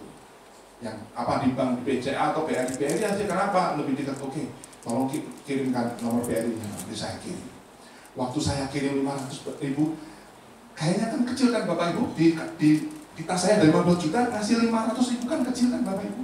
Tapi kalau kita nggak belajar memberi dari yang kecil, hati kita nggak bisa bohong, hati kita nggak bisa tulus Bapak Ibu. Saya pikir Bambang, dalam saya berbicara kepada diri saya, kamu gila Bambang, untuk orang tuamu sendiri yang telah membesarkan kamu ngasih 500.000 masih mikir. Saya begitu. Lalu saya pengen supaya saya nggak berpikir 500, saya kasih 1 juta. Kapok belum Bang? 500 sudah mikir, sekarang kasih 1 juta. Maksud saya supaya jadi biasa gitu Bapak Ibu. Saya kasih 500, waktu saya mikir, saya kasih 1 juta. Besoknya saya kasih 1 juta, masih mikir, saya kasih 2 juta. Pokoknya saya gedein. Sampai akhirnya saya bisa memberi dengan, itu belajar Bapak Ibu ya. Belajar, ngasih 5 juta, ngasih 10 juta, ngasih 20 juta. Dan tidak kekurangan, berkat bertambah-tambah saudara. Karena apa? Karena pasti orang tua saya, dia pasti dalam hatinya, saya sungguh bersyukur punya anak seperti kamu. Karena kamu betul-betul buat pelayanan yang dia lakukan baik-baik. Dan bagi kita, Tuhan, buat apa? Saya ngomong-ngomong kepada jemaat, mari kita mengasihi Tuhan. Tuhan, engkaulah segalanya. Bohong, orang tuamu nggak kamu pikirin. Jadi nggak mungkin, Bapak Ibu, kita bisa mengasihi Tuhan yang nggak kelihatan. Orang yang paling mengasihi kita aja kita nggak balas kasihnya. Jadi jangan tidak seimbang. Kita harus fair. Kita harus mengasihi orang tua kita, mumpung dia masih hidup. Kalau sudah mati, buat apa saudara? Jadi mari diingatkan lewat kisah ini Bapak Ibu. Saya akan mengakhiri renungan ini dengan kesimpulannya, miliki cara berpikir yang baik, yang bagus kepada Tuhan Yesus Kristus. Ya, kesimpulan kita belajar meneladani hidup perwira Kapernaum ini. Mari para pemain musik silakan kembali. Dari kesimpulan, ia memiliki kasih yang begitu besar. Ia memiliki pengharapan yang teguh dan imannya begitu kuat sehingga Tuhan terkesan kepada dia. Nah Bapak Ibu, saya akan memberikan dengan satu kisah, yaitu kisahnya bahwa pada tahun Wilhelmus Latumahina, sarjana teologi. Beliau kepala sidang GPI Bethesda Serwat Ciputat Bapak Ibu ya. Bagaimana ceritanya? Tahun 2004 yang lalu dia kehilangan anak sulungnya karena dipanggil Tuhan melalui kecelakaan lalu lintas Bapak Ibu ya. Waktu itu dia sungguh pasti merenung dalam suatu keheningan, dia belajar dan Tuhan mengajar dia. Lalu dia dari renungan itu dia buat kesimpulan. Tuhan mengajar dia bahwa dalam hidup ini ada batasnya. Artinya tidak selamanya orang itu mudah. Tidak selamanya orang itu juga kuat, orang itu jaya, bahkan orang itu satu saat pasti ada stop, ada waktunya berhenti, tidak bisa berbuat apa-apa lagi. Sehingga itu menjadi peringatan buat hamba Tuhan ini bahwa dari menit ke menit, dari jam ke jam, dari waktu hari ke hari, bulan ke bulan, bahkan sampai tahun ke tahun berjalan, itu adalah waktu yang kita jalani dan itu menentukan kekekalan. Artinya apa? Bisa saja surga yang kekal atau neraka yang kekal, Bapak Ibu. Ya, neraka yang kekal. Jadi dia diingatkan untuk melakukan segala sesuatunya masih ada kesempatan untuk berbakti, beribadah kepada Tuhan, kesempatan untuk melayani Tuhan, sehingga hidup tidak menjadi sia-sia. Kalau di dunia ada yang mengatakan hidup ini waktu adalah uang, waktu itu adalah emas. Tapi bagi anak Tuhan, bagi orang percaya, waktu adalah kesempatan untuk keselamatan. Amin Bapak Ibu. Sehingga tercipta satu lagu, kami di F masih F. Hidup ini adalah kesempatan. Hidup ini untuk melayani Tuhan. Jangan sia-siakan hidup yang Tuhan beri. Hidup ini hanya sementara. Sekali lagi, hidup ini adalah kesempatan. Hidup ini adalah kesempatan. Hidup ini untuk melayani Tuhan. Jangan sia-siakan, jangan sia-siakan hidup yang Tuhan beri. Hidup ini hanya sementara. Oh Tuhan, pakailah hidupku selagi aku masih kuat. Bila saatnya nanti ku tak berdaya lagi. Hidup ini sudah jadi berkah. Oh Tuhan, pakailah hidupku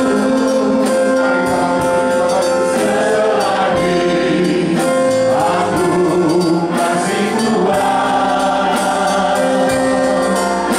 Bila saatnya nanti ku tak berdaya lagi. Hidup ini sudah jadi berkah. Boleh cepat katakan hidup ini. Hidup ini kesempatan untuk melayani Tuhan, kesempatan untuk berbakti kepada orang tua. Jangan sia-siakan hidup yang Tuhan beri, karena sementara sifatnya. Minta Tuhan supaya pakai hidup saudara untuk melayani Dia. Apapun yang Tuhan percayakan kepada saudara, Tuhan pasti akan tolong saudara. Katakan, oh Tuhan, pakailah hidupku. Oh Tuhan, pakailah hidupku selagi aku masih kuat. Bila saatnya nanti ku tak berdaya lagi. Hidup ini sudah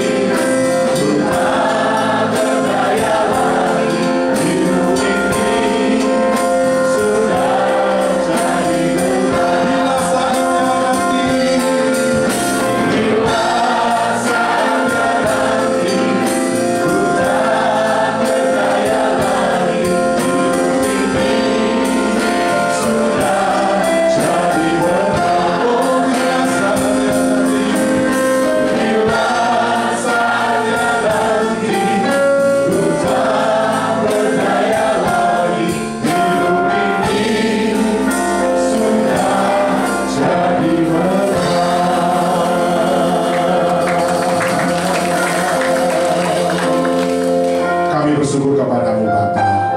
Terima kasih untuk firman yang sudah kami dengar pagi hari ini Bapa, yang menolong kami Tuhan Yesus untuk dapat meneladani perwira Kapernaum itu Tuhan, memiliki kasih yang begitu besar, kasih yang teguh Bapa, kasih yang memiliki pengharapan kepadamu Bapa.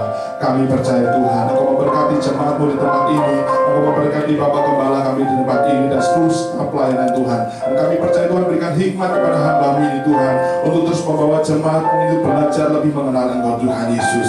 Sebab hanya Engkau-lah Allah, tidak ada yang lain. Hanya Engkau-lah Yesus yang hidup dalam hati kami, tidak ada yang lain Tuhan Yesus. Haleluya, haleluya. Ku sembah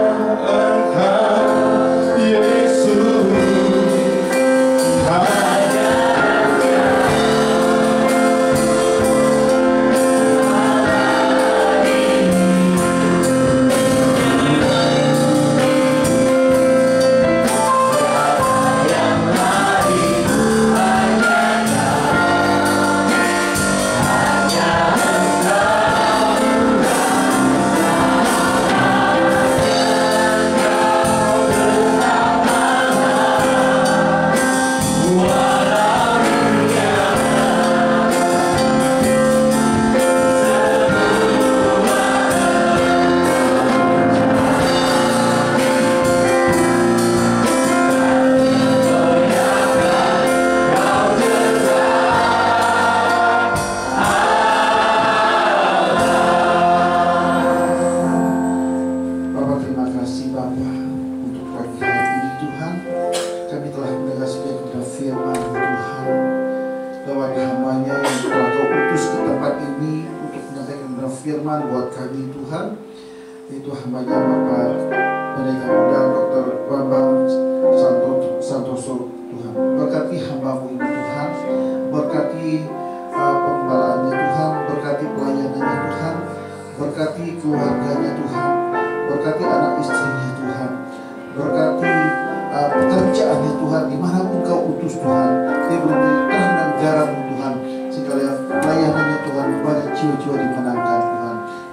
hanya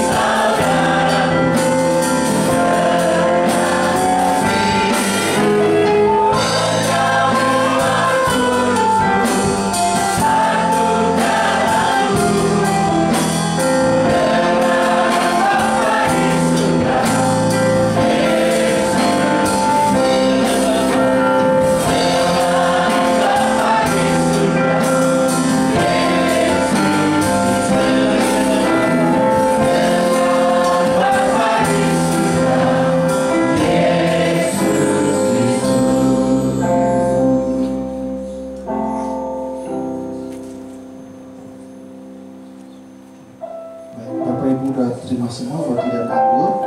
Amin. Baik, saya ingatkan bagi Bapak Ibu yang belum dibaptis, belum bisa menerima perjamuan kudus, dan anak-anak yang berusia 12 tahun ke bawah juga belum bisa menerima perjamuan kudus. Baik Bapak Ibu, simak baik-baik ke dalam firman Tuhan. Saya akan membacakan firman Tuhan. Maka kata Yesus kepada mereka, Aku berkata kepadamu, sesungguhnya jikalau kamu tidak makan daging anak manusia dan minum darahnya, kamu tidak mempunyai hidup di dalam dirimu. Barang siapa makan dagingku dan minum darahku, ia mempunyai hidup yang kekal, dan aku akan membangkitkan dia pada akhir zaman. Sebab dagingku adalah benar-benar makanan, dan darahku adalah benar-benar minuman. Barang siapa makan dagingku dan minum darahku, ia tinggal di dalam aku dan aku di dalam dia, sama seperti Bapa yang hidup mengutus aku dan aku hidup oleh Bapa. Demikian juga barang siapa yang memakan aku akan hidup oleh aku. Sebab inilah roti yang telah turun dari surga, bukan roti seperti yang dimakan nenek moyangmu dan mereka telah mati. Barang siapa makan roti ini, ia akan hidup selama-lamanya. Sebab setiap kali kamu makan roti ini dan minum cawan ini, kamu memberitakan kematian Tuhan sampai ia datang. Jadi barang siapa dengan cara yang tidak layak makan roti atau minum cawan Tuhan, ia berdosa terhadap tubuh dan darah Tuhan. Karena itu hendaklah tiap-tiap orang menguji dirinya sendiri, dan baru sudah itu ia makan roti dan minum dari cawan itu. Karena barang siapa makan dan minum tanpa membuih tubuh Tuhan, ia mendatangkan hukuman atas dirinya. Sebab itu banyak di antara kamu yang lemah dan sakit, dan tidak sedikit yang meninggal.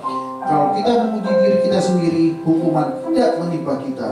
Tetapi kalau kita menerima hukuman dari Tuhan, kita dididik supaya kita tidak dihukum bersama-sama dengan dunia. Sekarang saya persilakan Bapak Ibu untuk bangkit berdiri.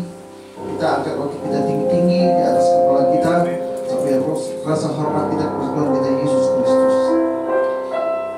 Sebab apa yang telah kuteruskan kepada kamu, telah aku terima dari Tuhan, yaitu bahwa Tuhan Yesus pada malam waktu dia diserahkan mengambil roti, dan sudah itu ia mengucap syukur atasnya, ia memecah-mecahkannya dan berkata, inilah tubuhku yang diserahkan bagi kamu, perbuatlah ini menjadi peringatan akan aku. Kita percaya roti yang kita pegang ini melambangkan tubuh Kristus. Mari makanlah dalam nama Yesus.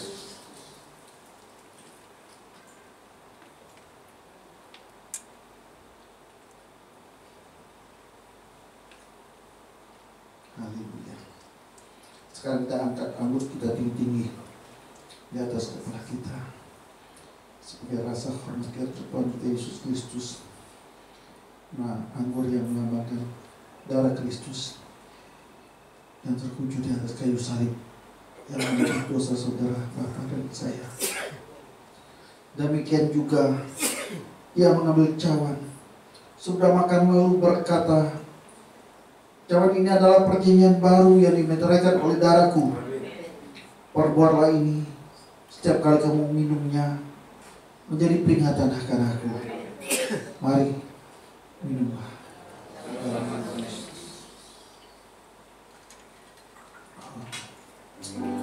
Haleluya.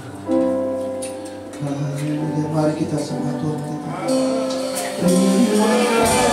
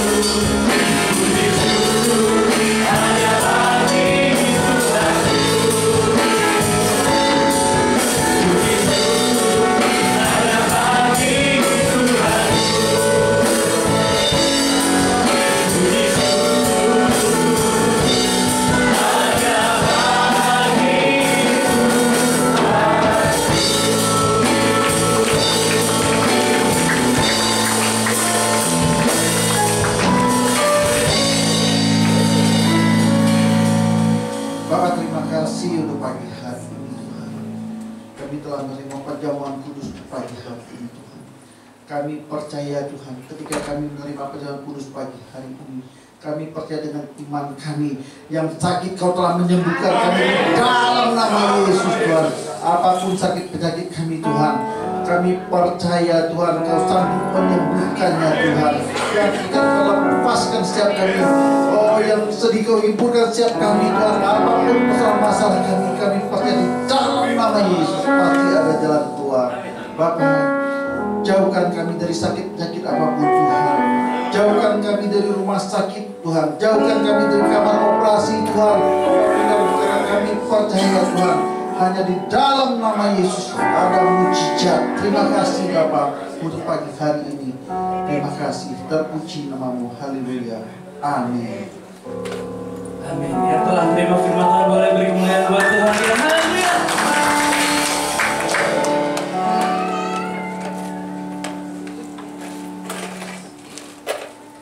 Kita akan menabur. Saya undang Bapak Politon, Bapak Gunawan dengan Bapak Hendra.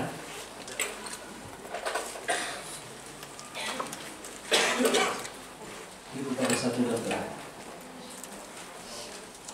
Tuhan Yesus, Kau telah terlebih dahulu beri yang terbaik buat setiap kami. Sekarang saatnya kami beri yang terbaik buat Engkau, Tuhan Yesus. Kami yang gak ada apa-apa ini, Tuhan ingin belajar beri yang terbaik buat Engkau, Yesus. Thank you Lord, thank you Jesus. Haleluya, haleluya. Amin. Selamat menabur. Di saat badai bergelora, Ku akan tetap bersamamu. Bapa Kau Raja atas semesta, Ku dengan di saat badai bergelora, Ku akan tetap bersamamu. Bapa Kau Raja atas semesta, Ku dengan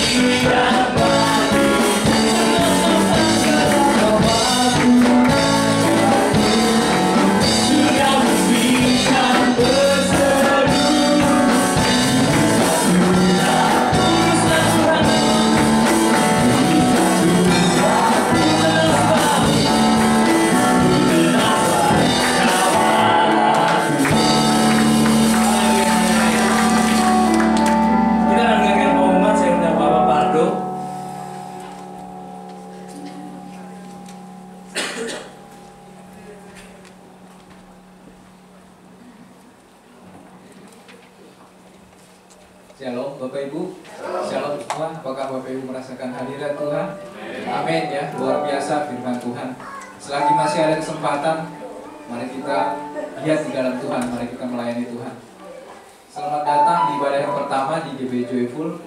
Adakah Bapak Ibu yang baru pertama kali hadir berbakti GB Joyful?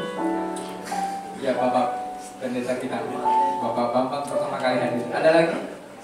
Ya, selamat datang ya berbakti di GB Joyful. Ibadah pertama jam 7, ibadah kedua jam 10. Laporan keuangan mingguan gereja untuk minggu kedua sampai dengan minggu keempat selama bulan November. Total penerimaan minggu kedua 10.863.700, untuk minggu ketiga 3.262.600 dan minggu keempat 2.178.200.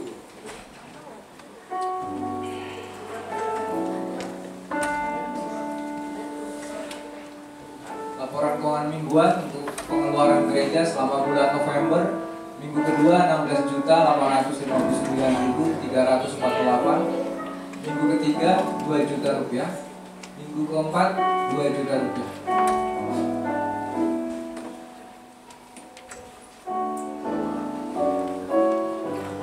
Laporan persepuluhan ibadah pertama minggu kedua November tanggal 12 November, total persepuluhan 8.700.000 rupiah. Persepuluhan 13 November 680.000 rupiah.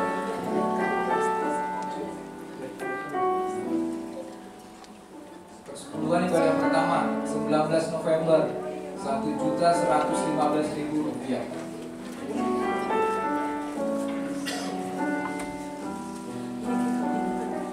Ibadah Natal Joyful, perayaan Natal GB Joyful diadakan tanggal 24 Desember jam 6 di tempat ini. Mari kita datang dalam ibadah Natal ini. Boleh ajak saudara, teman, keluarga semua untuk ibadah Natal bersama. Ibadah hanya diadakan 1 kali. Ibadah Natal untuk anak-anak sekolah minggu diadakan tanggal 17 Desember jam 7 pagi di ruang sekolah minggu. Datang semua untuk anak-anak kita di rumah, anak-anak sekolah minggu. Orang tuanya mungkin bisa diingatkan juga dan untuk bisa mengantarkan anak-anak untuk bergabung di dalam ibadah Natal sekolah minggu tanggal 17 Desember.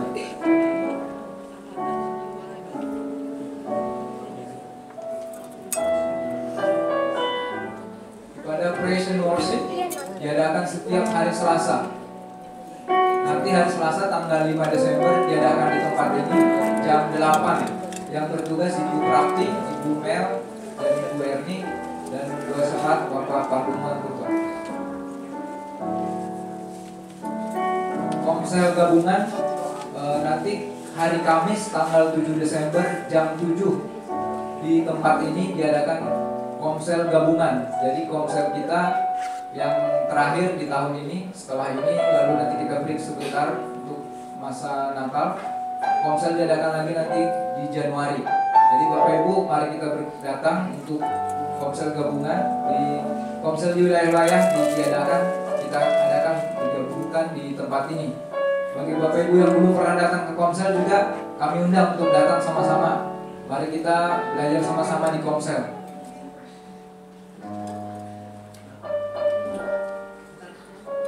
WBI Joyful diharapkan kedatangan Ibu-ibu WBI untuk beribadah bersama hari Sabtu tanggal 9 Desember jam 10 di tempat ini di GB Joyful.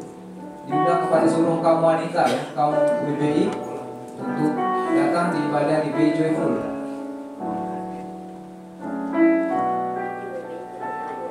Doa dan pengurapan kepada seluruh pelayan Tuhan yang sudah melayani, baik itu pengurus, WL, singer, pemusik, tamboren, aset, kolektan, LCD, guru-guru sekolah minggu, tim pendoa, semua hamba-hamba Tuhan yang sudah terlibat pelayanan, diharapkan kehadirannya dalam doa pengurapan yang diadakan tanggal hari Sabtu, tanggal 9, digabungkan dengan saat doa pagi.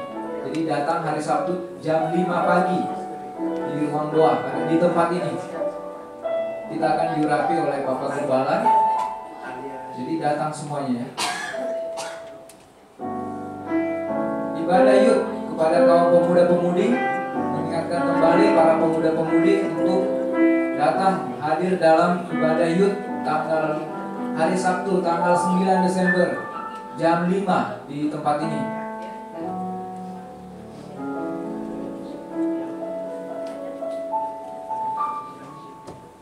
Program bedah rumah sudah selesai.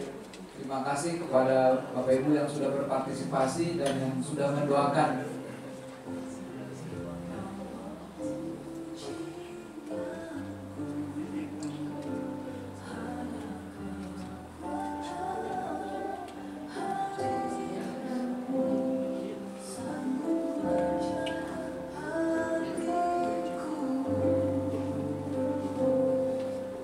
Mendekat pasca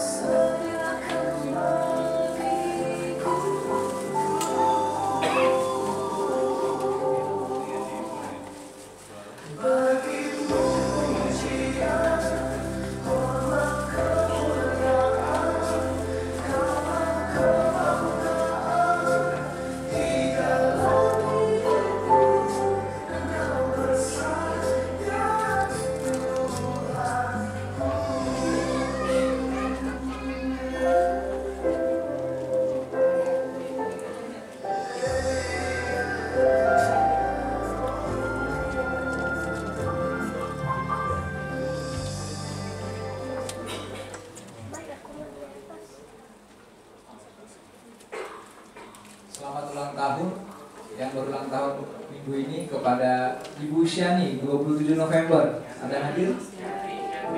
Ibu Syanti ya, Ibu Syanti, maaf. 27 November. Bapak Doni Albert, selamat ulang tahun. Ibu Vin Sewidarma 29 November dan adik Jose Christian 30 November. Selamat ulang tahun, Tuhan Yesus memberkati. Jadwal pelayanan ibadah untuk minggu depan, yang bertugas minggu depan harap mempersiapkan diri.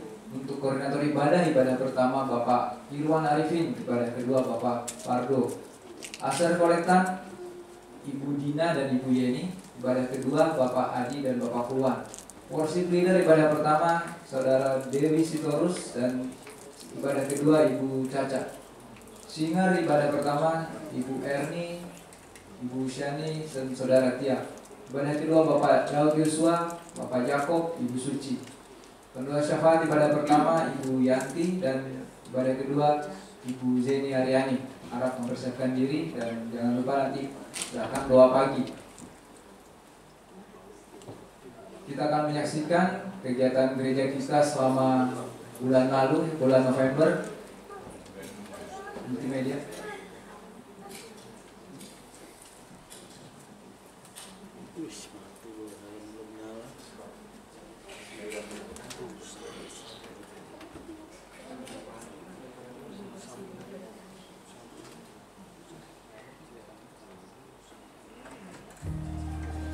Inilah kegiatan gereja kita GBI Joyful selama bulan November. Doa pengurapan yang diadakan sekali sebulan yang dipimpin oleh Bapak Gembala.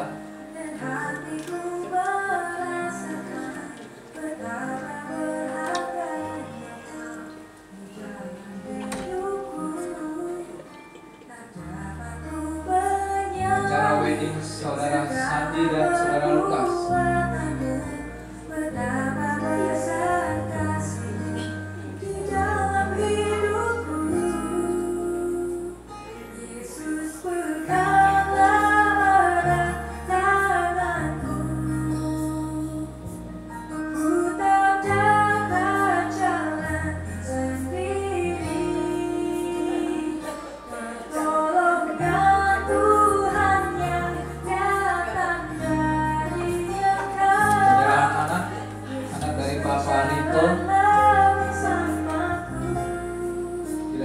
Gembala dan Bapak Hari Sanosa.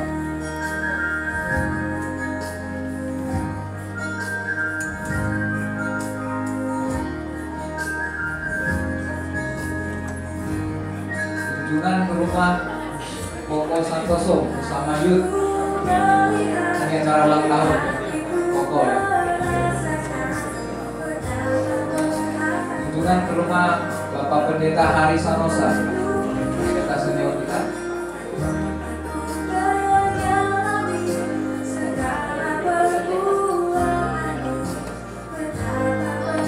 Kunjungan ke rumah duka Darmais bersama tim kunjungan dan Bapak Gembala.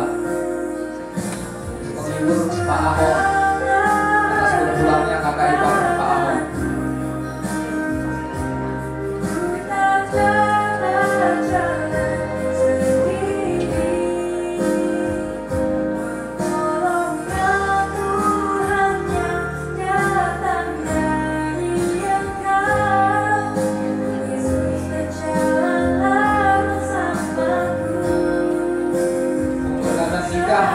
Dari Bapak Daud dan Ibu Dina, yaitu Saudara Nathan dan Saudari Lulu di Taiwan.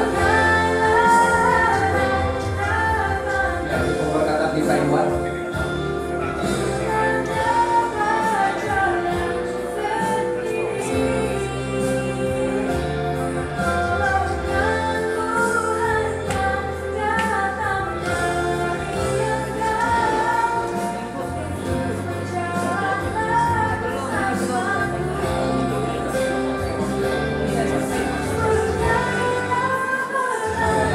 Taiwan, GBI Joyful. Dengan Ibu Utin yang sedang sakit, mengalami sakit di rumah sakit Bakti Husada, Daplek. Tapi puji Tuhan udah sembuh ya rutin ya. Sehari. Ada ucapan syukur dari keluarga Bapak Herman Suwarno.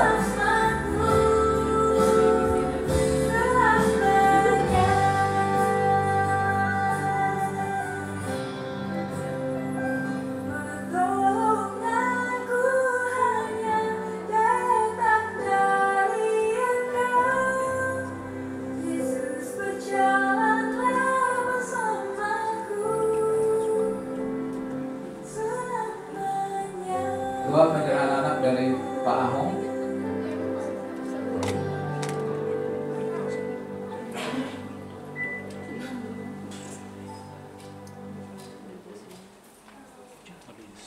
Ya, demikian kegiatan gereja kita selama bulan ini, dan demikian juga warta untuk minggu ini.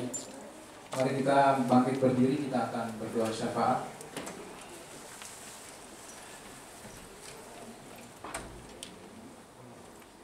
Mohon maaf, masih ada kesaksian satu lagi. Kita silakan dulu kembali. Kesaksian dari Ibu Dina dari Taiwan.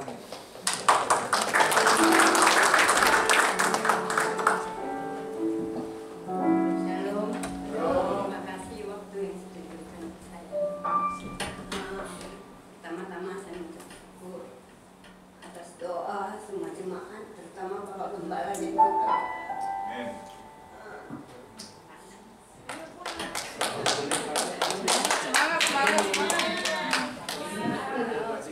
dalam ini ada suka dan dukanya.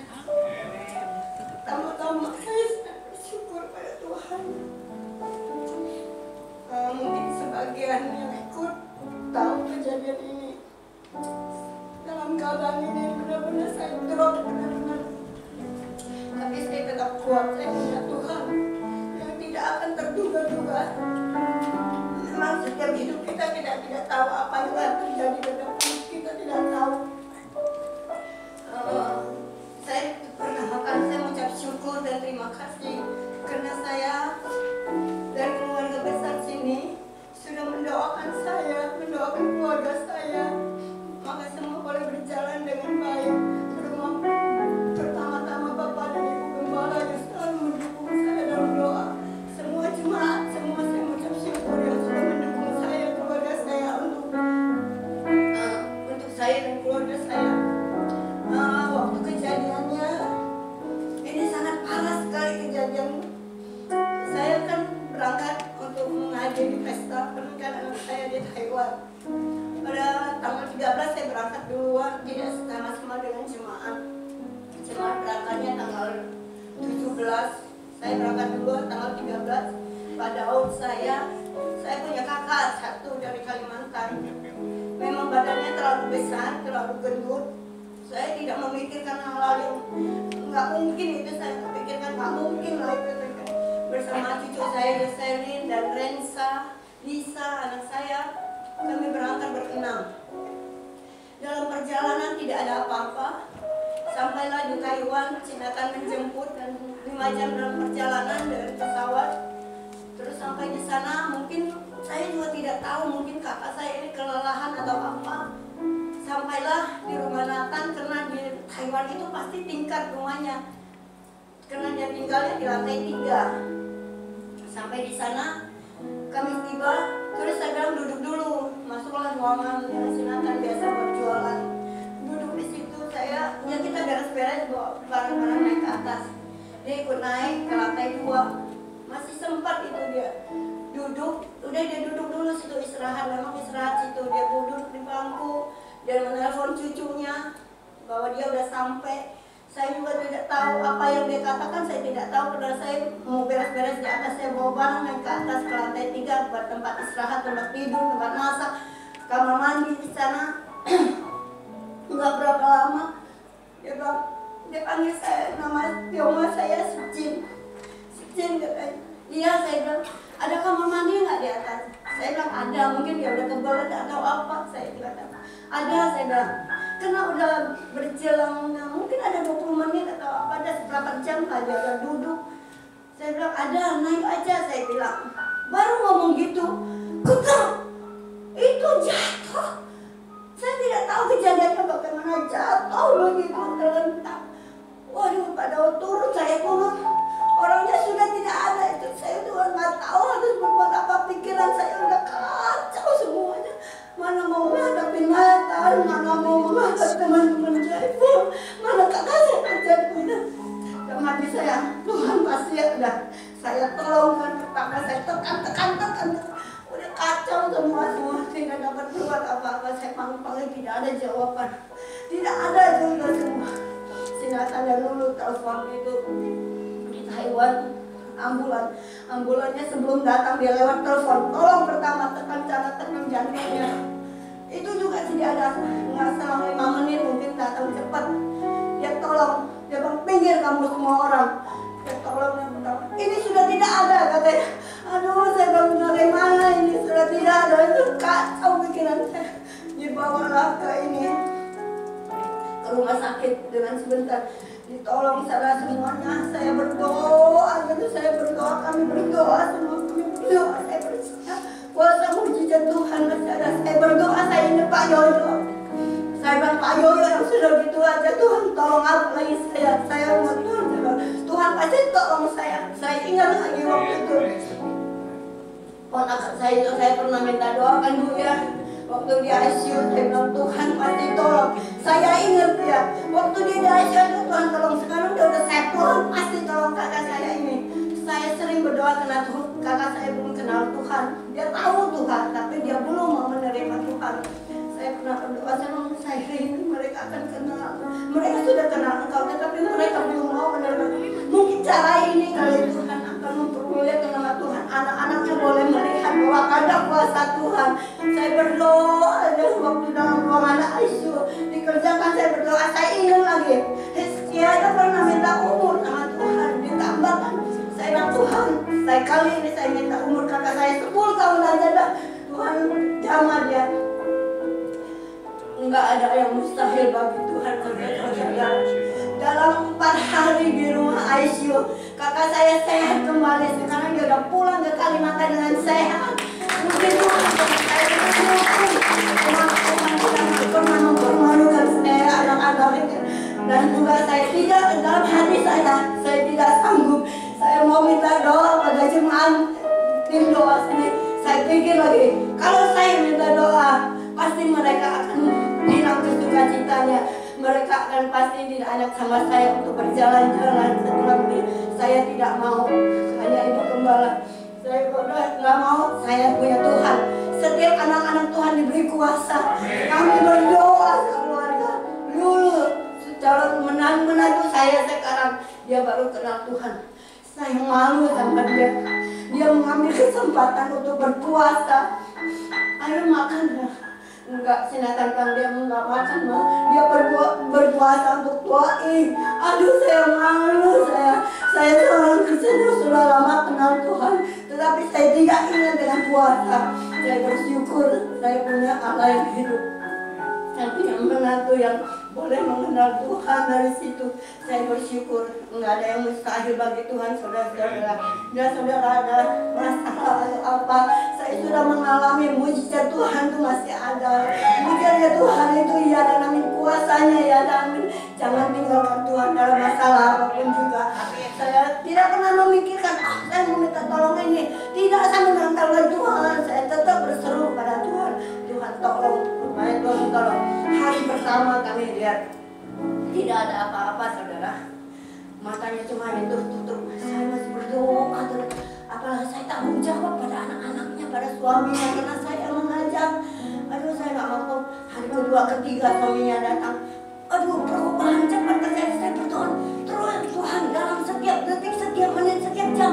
Itu kuasa Tuhan pasti berjalan, berkuasa. Saya bilang, Tuhan sembuhkan. Dalam 4 hari itu, kakak saya sembuh total. Dia pulang Kalimantan, saya antar dia pulang. Karena kami masih ada mengantar teman-teman. Saya ketemu dia di airport, karena sudah pulang. Sekarang katanya sakit sini. Nggak apa-apa, saya bilang itu sakit karena kita pertolongan pertama. Ya sudah, saya bilang puji Tuhan sudah sembuh. Ya mungkin dia anak-anaknya boleh mengenal Tuhan. Nah itu semua saya bilang bukan karena kata orang dokter di Taiwan tuh memang baik, bukan karena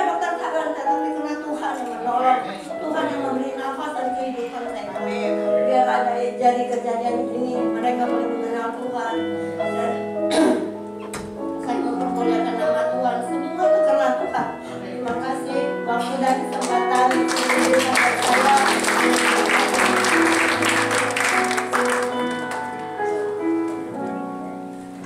Terima kasih Bu, Tuhan Yesus baik. Amin Bapak Ibu. Ya, mujizat masih ada sampai hari ini bagi setiap orang yang berharap sama Tuhan. Amin. Sekarang mari kita bangkit berdiri, kita akan berdoa syafaat. Segala puji hormat hanya bagi-Mu Tuhan. Engkau Allah kami yang hidup dan benar Tuhan. Sungguh kami bangga punya Allah seperti Engkau Tuhan. Terima kasih Tuhan, kami bersyukur Tuhan Engkau begitu baik bagi setiap kami. Engkau begitu rupa Tuhan menjagai setiap kami, bahkan melindungi kami lebih lagi Tuhan. Engkau memuliakan setiap kami. Kami bersyukur Tuhan atas ibadah pagi hari ini, atas lawatan Tuhan, atas hadirat Tuhan yang boleh kami rasakan, bahkan firman-Mu yang menguatkan setiap kami Bapa. Terima kasih untuk kebenaran firman Tuhan yang meneguhkan roh kami Tuhan, bahwa Engkau Tuhan senantiasa Tuhan hanya teringat kepada kami Tuhan, bahwa Engkau hanya tertarik kepada iman kami Tuhan. Kami mau belajar seperti perwira dari Kapernaum itu Bapa. Sekalipun dia Tuhan belum mengenal Engkau, tetapi dia boleh menjadi teladan bagi kami, bahwa kami lebih lagi harus lebih lagi Tuhan, bahwa karena kami telah mengenal Tuhan, akan kami lebih lagi seperti perwira dari Kapernaum itu Tuhan. Ajar kami senantiasa Tuhan, supaya iman kami boleh teguh di dalam Tuhan, seperti perwira Kapernaum ini Bapa, supaya iman kami boleh teguh di dalam Tuhan ketika kami menghadapi berbagai masalah, supaya kami tetap berpengharapan hanya kepada Tuhan, dan kami senantiasa boleh menabur kasih ketika kami keadaan kami bagaimanapun ya Bapa. Terima kasih Bapa untuk hamba-Mu juga yang telah menjadi berkat bagi kami, untuk yang bagian terus melayani pagi hari ini Tuhan. Engkau memberkati hamba-Mu, Engkau memberikan hikmat senantiasa bagi hamba-Mu. Tuhan pakai hamba-Mu lebih heran lagi menjadi berkat bagi banyak jiwa-jiwa, untuk kemuliaan bagi nama Tuhan. Bapa, pagi hari juga kami berdoa Tuhan untuk gereja kami Tuhan, yang Engkau berkati Tuhan. Berkati setiap pelayanan di tempat ini Tuhan. Berkati setiap pelayanan minggu ini Bapa, ke dalam tangan-Mu kami serahkan ya Bapa. Baik itu ibadah GBI Joyful, ibadah raya, ibadah sekolah minggu, ibadah youth, ibadah WBI, semuanya Tuhan, komsel, semuanya kami serahkan dalam tangan Tuhan. Suruh hamba-hamba-Mu yang melayani Engkau mengurapi lebih lagi ya Bapa. Lebih lagi Tuhan, kami mau bersatu hati untuk kemuliaan bagi nama Tuhan, untuk memberikan yang terbaik bagi Tuhan di tempat ini Bapa. Berkati juga pemimpin rohani kami, Bapak Gembala beserta wakil, Bapak Kamaroso, Bapak Henki Sudiarto beserta Bapak Kamaroso Rojali Tuhan. Kau mengurapi hamba-hamba-Mu ini, Kau berikan hikmat manifat kepada mereka. Bahkan Kau mengurapi mereka, memampukan mereka untuk menggembalakan umat-Mu di tempat ini Tuhan. Untuk lebih lagi umat-Mu boleh menjadi umat yang layak di hadapan Tuhan, membawa umat-Mu ke padang yang hijau, ke air yang tenang, menjadi gembala yang diberkati Tuhan, bahkan menjadi dewasa di dalam Tuhan. Berkati seluruh umat-Mu saat ini Tuhan. Mungkin mereka dalam keadaan sakit, dalam lemah tubuh Tuhan, Engkau berkati. Engkau berkati keluarga demi keluarga yang dalam bergumul Tuhan, baik persoalan hidup, baik kesulitan ekonomi, apapun pergumulan setiap keluarga demi keluarga Bapa. Kami percaya jika Tuhan hadir di tengah-tengah keluarga, selalu ada jawaban di dalam Tuhan, selalu ada pengharapan di dalam Tuhan. Berkati anak-anak kami yang saat ini dalam ujian, Kau berikan hikmat kepada anak kami Tuhan, bahwa mereka anak-anak yang luar biasa, yang penuh hikmat Tuhan. Mereka akan menjadi tampil berbeda di sekolah mereka. Mereka akan menjadi juara, mereka akan memimpin suatu kelak. Berkati anak-anak dalam bekerja, berusaha. Berkati semuanya Tuhan, sehingga mereka boleh bekerja dan berusaha dengan berbeda, karena ada Tuhan yang mereka andalkan dalam hidup mereka. Terima kasih Bapak. Kami juga berdoa untuk kota kami di mana kami tinggal saat ini Bapak. Kami berdoa untuk Tangerang Selatan, kota Pamulang, Ciputat sekitarnya Bapak. Untuk kota Madiun, Tangerang Selatan, Tuhan berkati kota kami. Tuhan berikan keamanan, ketertiban atas kota kami. Berkati pemerintahan kami Bapak, Ibu Wali Kota beserta wakil-wakil rakyat di DPRD. Tuhan berkati juga aparat keamanan. Tuhan, Engkau memberkati mereka dengan hati yang takut akan Tuhan, supaya mereka bisa menjalankan roda pemerintahan ini dengan baik Tuhan, supaya tidak menyalahgunakan jabatan mereka Tuhan untuk keuntungan pribadi atau golongan mereka Bapak. Tetapi mereka boleh Engkau jauhkan dari hati yang curang, bersikap adil senantiasa dan mengutamakan kebenaran ya Bapa. Tuhan, kami juga berdoa untuk bangsa dan negara kami Indonesia yang tercinta Tuhan, di mana kami ada saat ini Tuhan. Kami memberkati bangsa kami Indonesia Bapa, dari Sabang sampai Merauke Tuhan, bangsa kami serahkan dalam tangan Tuhan. Berkati pemerintahan kami dari pusat sampai ke daerah. Berkati Bapak Jokowi beserta wakil beserta seluruh jajaran menterinya itu Bapak. Berkati aparat keamanan, wakil-wakil rakyat, semua Tuhan yang menjabat di pemerintahan ini Tuhan. Tuhan, berikan mereka juga hati yang takut akan Engkau, supaya mereka boleh berlaku setia, mengutamakan kebenaran, mengatakan ya dan jika ya dan tidak jika tidak. Berikan mereka kebenaran untuk menegakkan kebenaran serta keadilannya Bapa di negeri ini.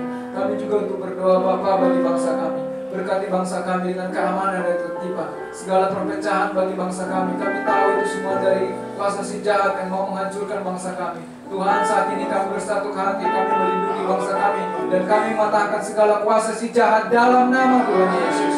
Terima kasih Bapa, terima kasih Tuhan Yesus. Kami juga berdoa Tuhan untuk bangsa pilihan Tuhan Israel ya Bapa. Tuhan, Engkau memberkati umat-Mu Israel.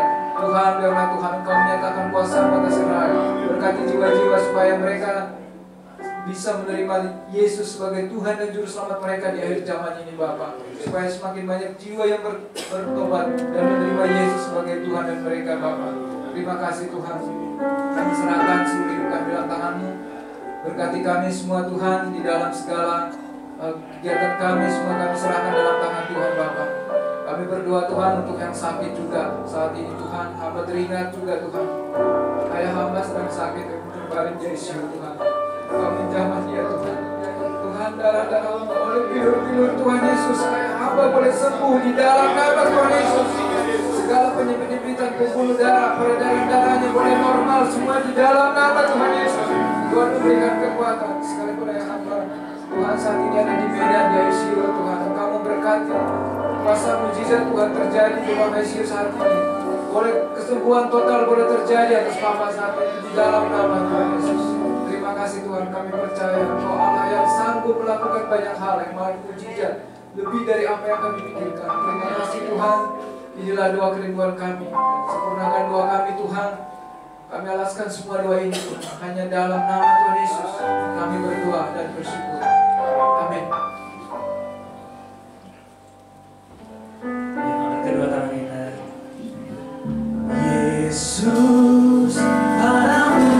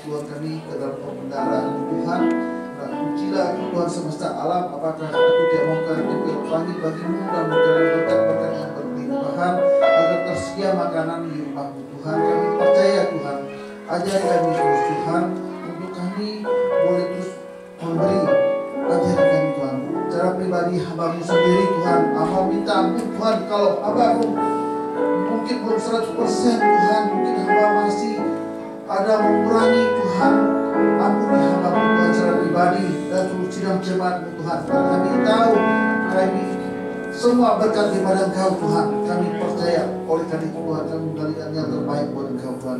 Berkati tangan-tangan yang telah mengembalikan ini Tuhan, agar dipergunakan dengan sebaik mungkin Tuhan untuk pekerjaan-Mu di muka bumi ini Tuhan. Dalam nama Yesus kami berdoa mengucap syukur. Haleluya. Amin.